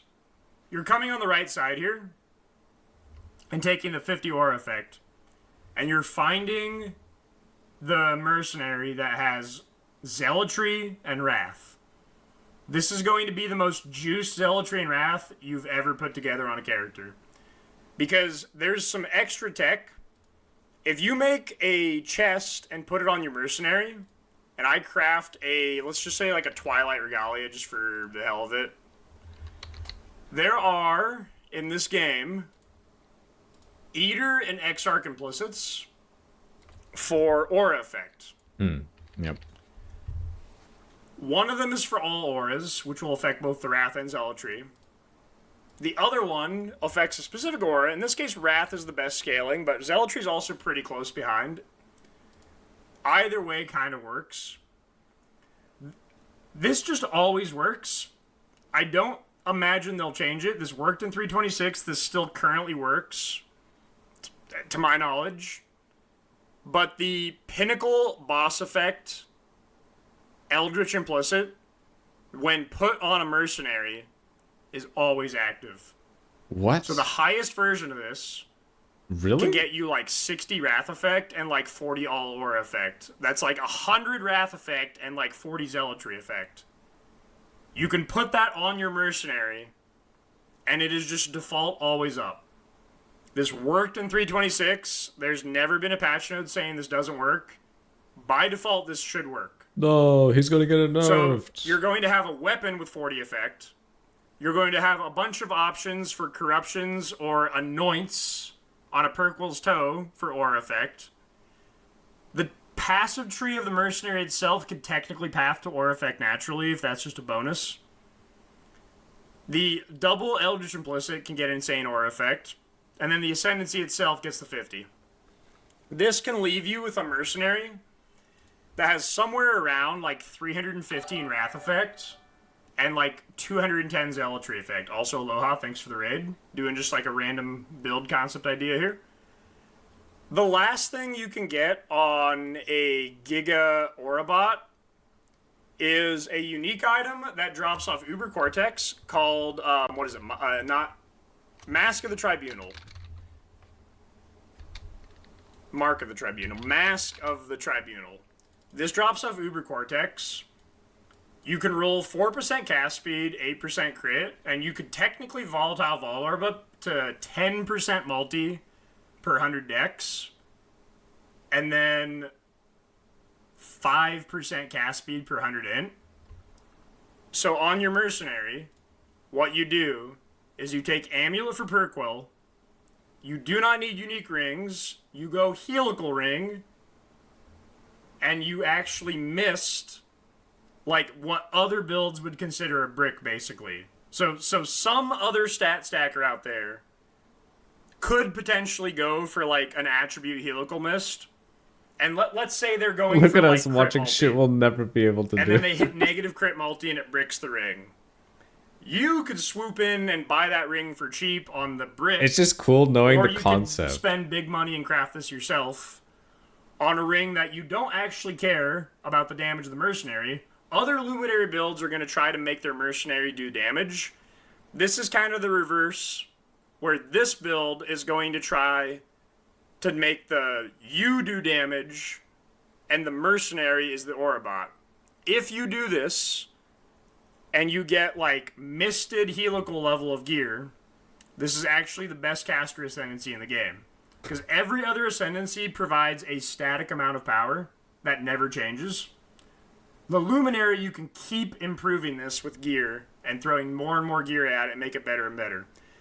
I'll maybe include the items in the PoB, but if you go like double misted helical and just have Dex Int on every single rare item, and so you're going to go belt Dex Int, Hunter Gloves Dex Int, percent Dex, helmet is Mask of the Tribunal, boots is Dex Int.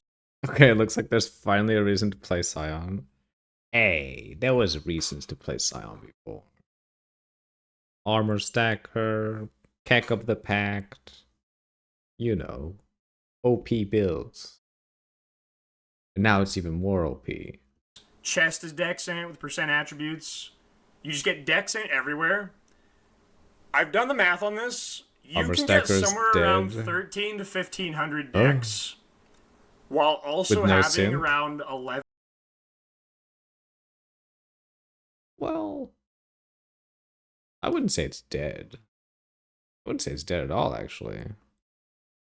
That's like just the giga armor stacker endgame. Potentially, depending on the legion swapping. Hey Londe, all up. How you doing, sir? Dead for giga endgame? Yeah, maybe. I mean, there's still corruption implicits, but that's gonna be way more RNG, right? 700 ints on your mercenary with Mask of the Tribunal. This gets you 130 multi and 55 cast speed to you with 310 Wrath Aura effect, and Mercenaries auras are level 26 if they're in an 84 zone. And then Giga Zealotry as well. All of this together is 5.5 times more damage to you. There is not an ascendancy in this game. Not any of the old-fashioned caster ascendancies. Not Ascendant, not Inquisitor, not Hierophant. There's no Witch ascendancy. Nothing is 5.5 times more damage for a caster build. But if you have a Jaquani's blood magic, no mana, no life, you can only use one single blessing, you have no access to auras, the Luminary Aura Bot giving you like Giga Effect Wrath Zealotry is the actual highest damage spellcaster setup that I could PoB. I promise you, I've spent 4.5 days PoBing casters when I'm not looking at strength stack. None of them had any damage, but the Luminary Jaquani's CI Whispers of Infinity. I wonder if I could just slap Nadir in Apex and supports on the Hyro Spark. Maybe. It might be possible. And you lose Giga DR Shield. This was the highest I could find. This was the highest I could achieve. If you want to pour your life savings into an endgame caster, this was the only setup I could find that did insane damage, because Nadir mode is the most broken shit in the game with overloaded intensity on Spark. This is it. This is all spells have for multi-mirror builds. That's it. It's not, I'm considering this a full guide. This was a concept I found when PoBing every possible combo of spells I could think of. That's pretty fucking and cool. And by though. far, this was the best one. I'll see you guys next time. You know what? Hello? He actually has more. Oh wait, no. He actually has more passives to use though. Because you get more. Wait, do you get more passives from the Luminary, like in between, or no? Maybe you don't actually. Yeah, no. Never mind. Still think the Merc Ascendancy needs big improvements before being usable. I guess we'll have to see.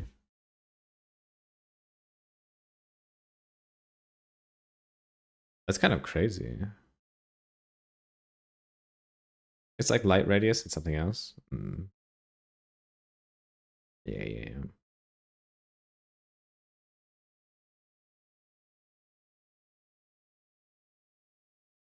God damn. That's pretty cool though. Holy shit. Alright. Well, we are Stormburst Totems enjoyers. Okay, what the fuck? DPS just tripled? Oh shit, is Spark online?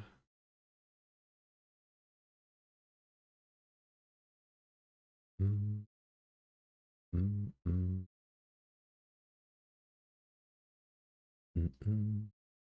That shit's busted. Nadir and Apex. Made your mind up on build then? We actually we spun a wheel because there was so many starters to choose from. And then we fell on Stormburst Totems. So me and Dennis are gonna be playing this in the private league. Can't wait for it to be expensive as fuck. It probably is going to be. Just because of that tech.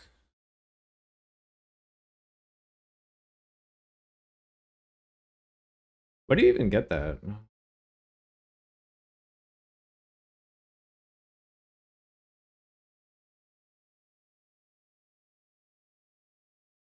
Oh. It's from contracts. Ugh. Disgusting.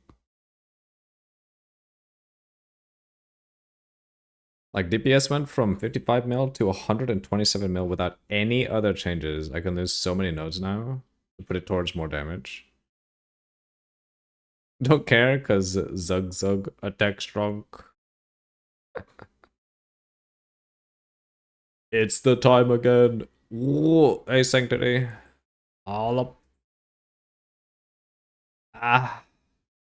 You know what's sad? I'm still like, fuck, I really wanted to play Ellie here. But this could be really good.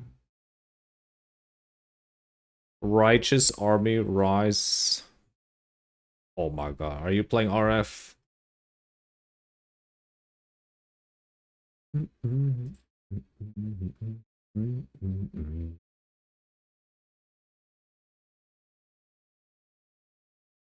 Of course. Since 4 years now. God. Yeah. As starter though. Fair enough.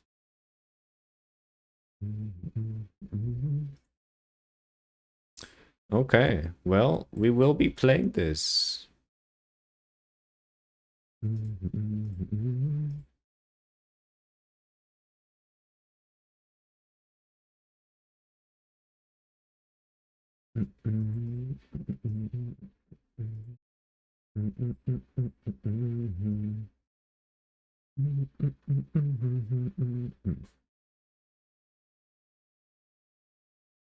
Your camera's on the wrong side. Twitch chat hides it for me. Really? Oh, is it like is Twitch chat overlaid on top of it? Oh, that's super interesting. Oof.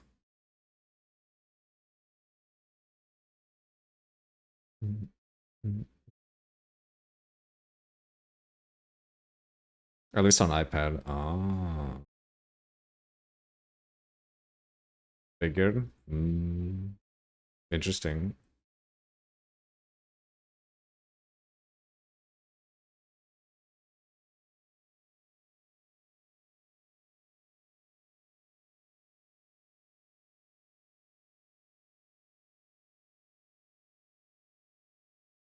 Okay.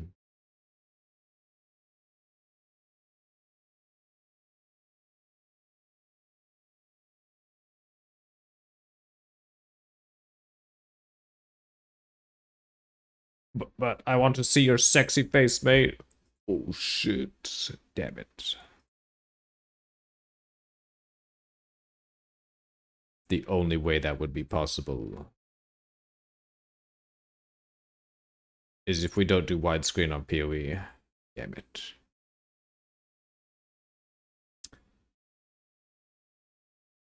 So, Holy Flame.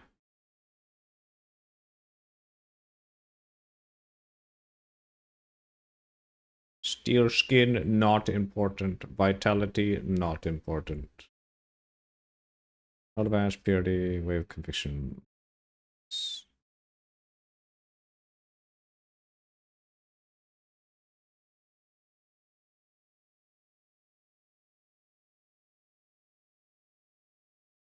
Oh.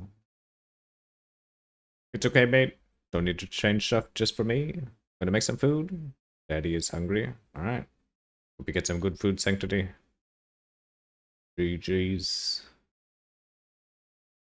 What are you gonna make?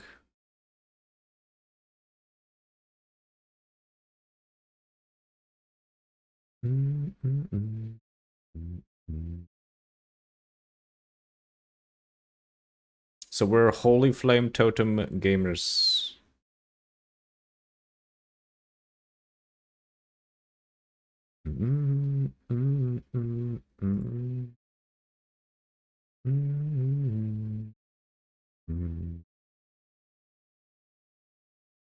Wave of conviction, detonate mines. Wait, don't we not take detonate mines at all?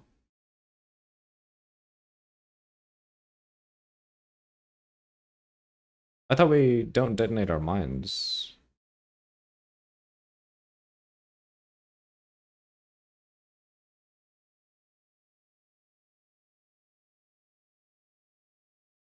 Shield charge, gay. Crossblink, decoy, wrath.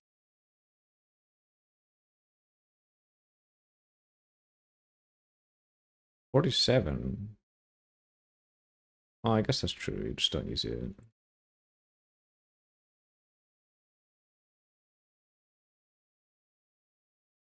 You can detonate them.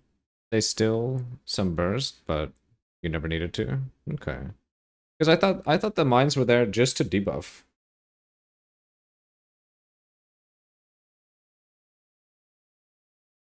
On campaign.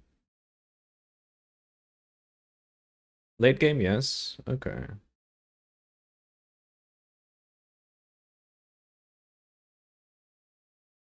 Early on, they still can do damage. Okay.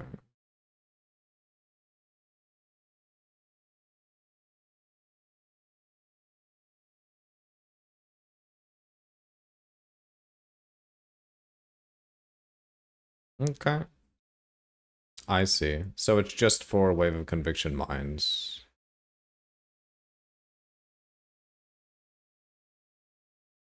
Okay, okay.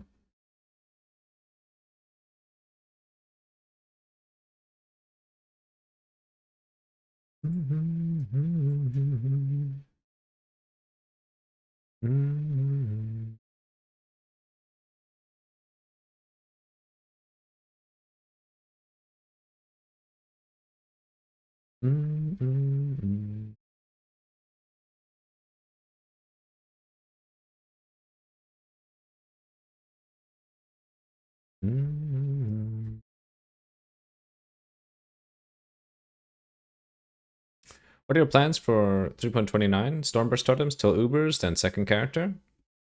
So it's probably going to be Stormburst totems. That's true. What are my plans after Stormburst totems? That's a very good question. Let's see. Shit. Because there's so many builds. Like, who knows? Second, third, fourth, fifth. Well, obviously, we're gonna have to make an impending doom character. If we can. I wonder, it would probably have to be like... I do want to make a Poison Pathfinder impending doom. And then we'll use that Uber dagger on the offhand. If we can get that dagger at all. What else? Because I do want to play... man, there's so many things I want to play though. Fuck, I wonder if we even can. Because Warb looks fun. Ellie Hit looks fun. Bannerman looks fun. Like, that's just so much. Wintertide and Cold Snap got buffed. Cold Dot Elementalist might be good. Oh, yeah. Have you seen the Jungrown Cold Slinger? That shit looks really good. Flicker, hello? Flicker mentioned.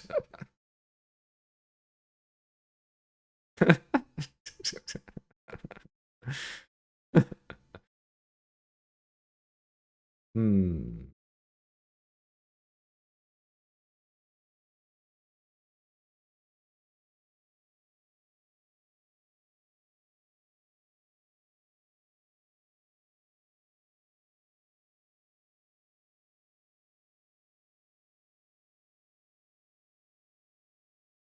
We already have a 1 flicker regard in League. Ah, Regis. Our flicker main.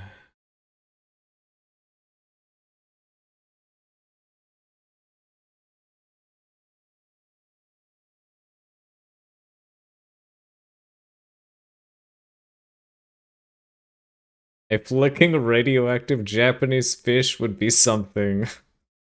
What the fuck? Uh.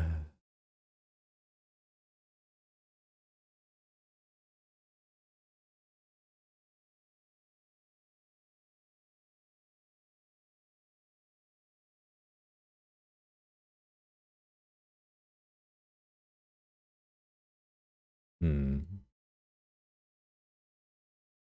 Okay.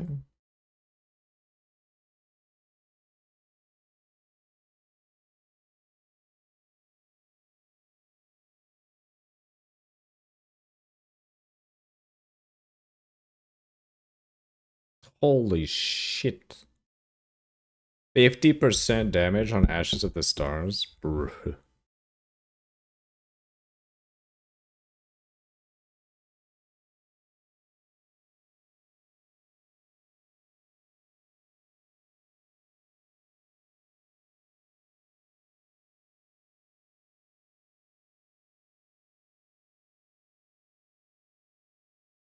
Really? Is Mark of the Shaper that good? Is there a better option than this? I mean, it is a lot of spell damage, though.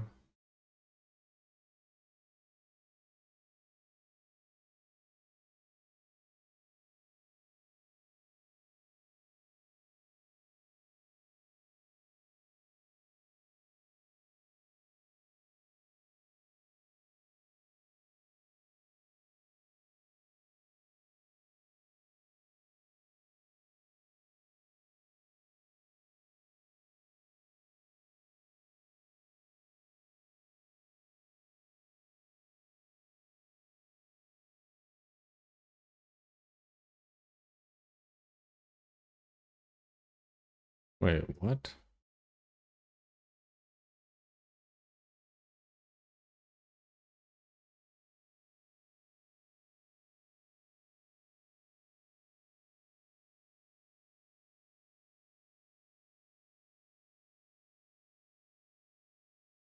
Oh, wait, what? Does that work? Because technically you didn't crit, but the totems crit.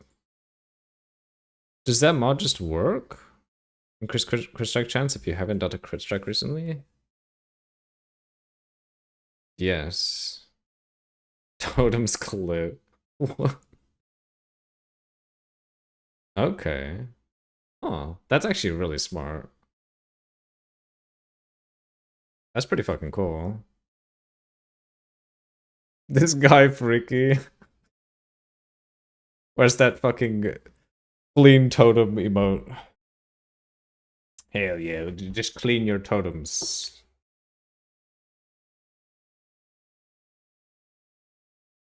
Yeah, yeah, yeah, yeah. That's the one. Mm-mm-mm.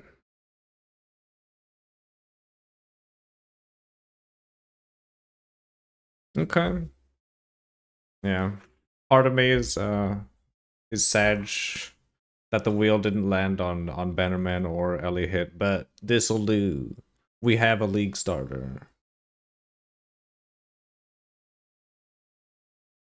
And that is all that matters. I wonder. There's that other version of it.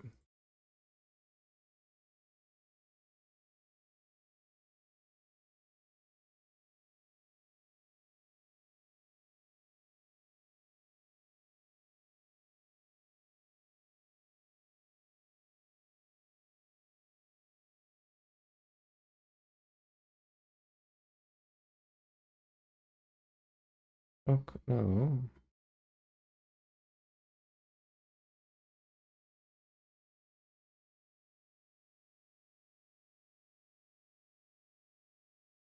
Okay, there's this second version though.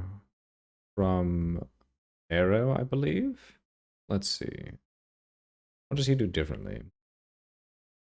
How do you cope with Spell Totem nerf? Apparently, it's not that bad because of the quality buffs. And quality is huge for Spell Totems, apparently. So you get a decent amount of it back with quality. I forget how much he said was nerfed damage-wise.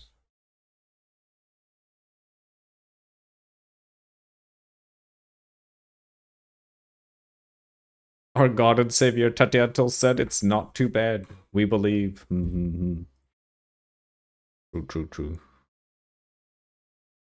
Wait, what? That is not 20 mil DPS.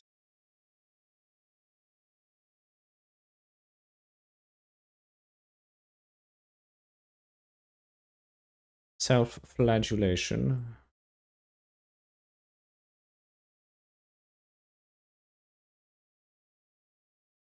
Players cursed by assassins. No. Conductivity, despair, ally weakness, enfeeble, flammability, frostbite.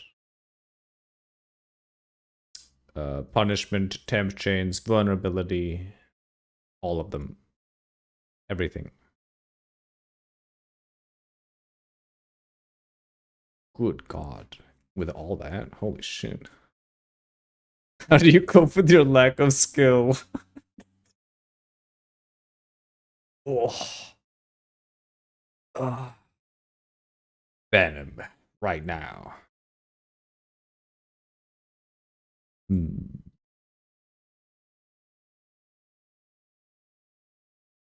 Man, that's a lot.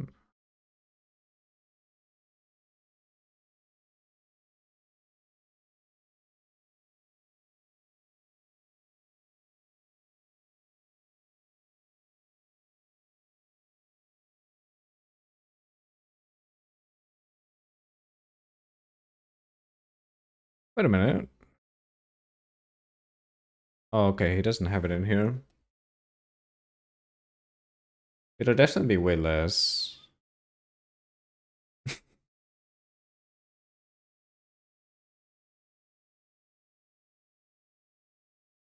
Oh shit, got stormed.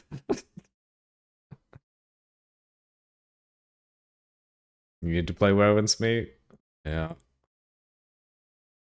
Love you, dude. Always a pleasure to see you active at League Start. Thank you. And thanks for being here, Sanctity. As always, anyone that is here just hanging out, it's always appreciated. Okay. Okay. So we should be...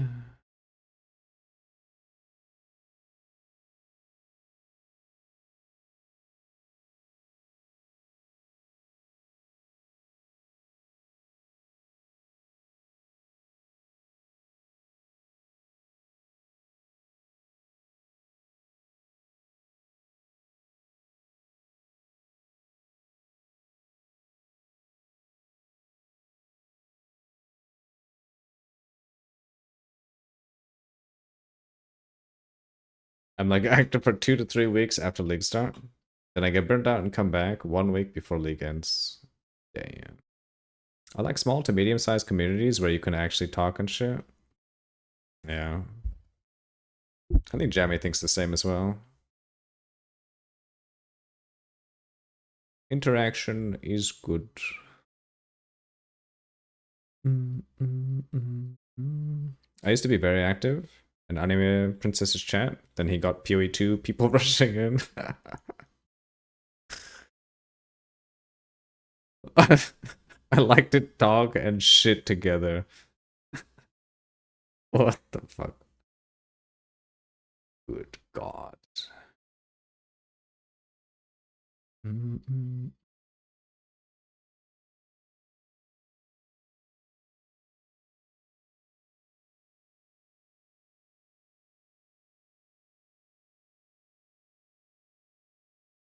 I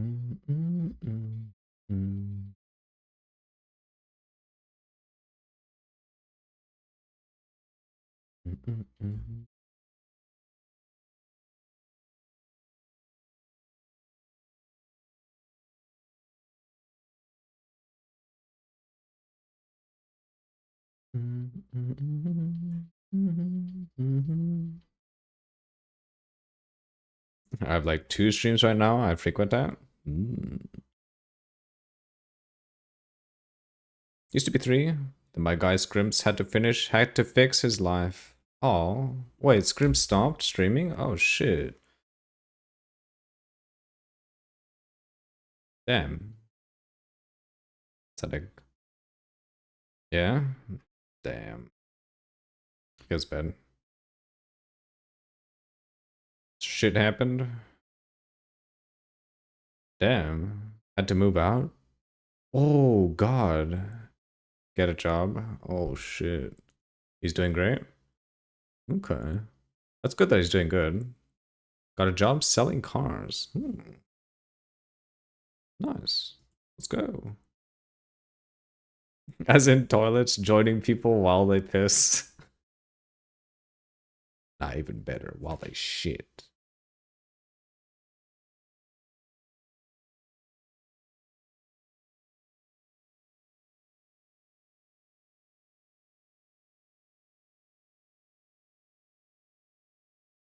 Ooh, this is actually a banger.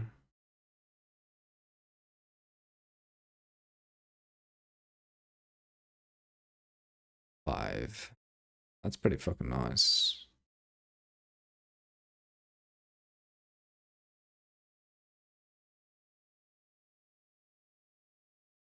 This would be an amazing salesman for Lego, not gonna lie.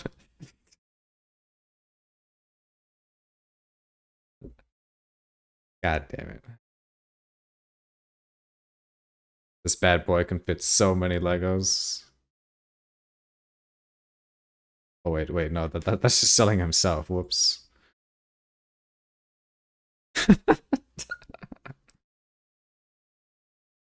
Slaps rip off my ass. This bad boy can take so many Legos. Stop it. You need to sell Legos, not yourself.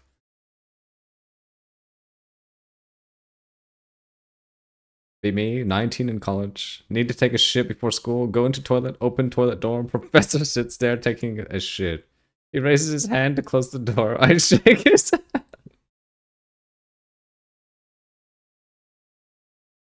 What the fuck?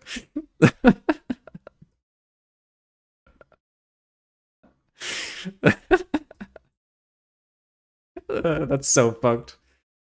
Bruh. Ugh. Jesus Christ. Holy.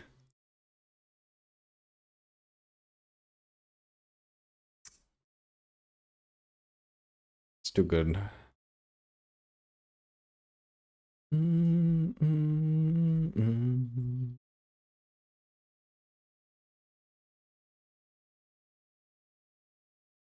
Alright. Well, I guess that'll technically be it for me today. There's not really much time we have left for, like, practicing. Not that it'll matter. We'll just go raw. Do this never before done stuff on League launch. Alright. Unfortunately. Technically, no. Stream longer.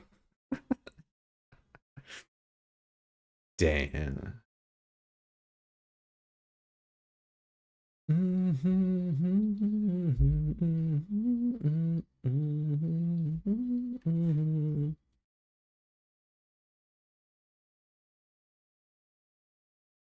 Uh-oh. Alright. Well, that will be it for me today. G fucking G. Let's go raid Mister. He's watching stuff. Wait, is he watching himself? There's 2 of him, huh? Get plenty of rest, guys. League start tomorrow. Yep. Get plenty of rest as well, everyone else. I just joined. My bad, Sanctity. Get the meal prep ready. Oh god. We actually need to do meal prep stuff a lot more. However,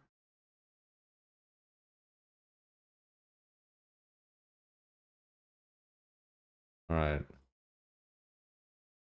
G fucking G. I eat ass. So I'm good. What the fuck? Alright, well, to everyone that is here, watching, lurking, thank you all for being here as always. It's super appreciated. You guys all stay healthy, stay safe, and good night. Don't get cream pied in your anus. GG's. See you guys on League Launch.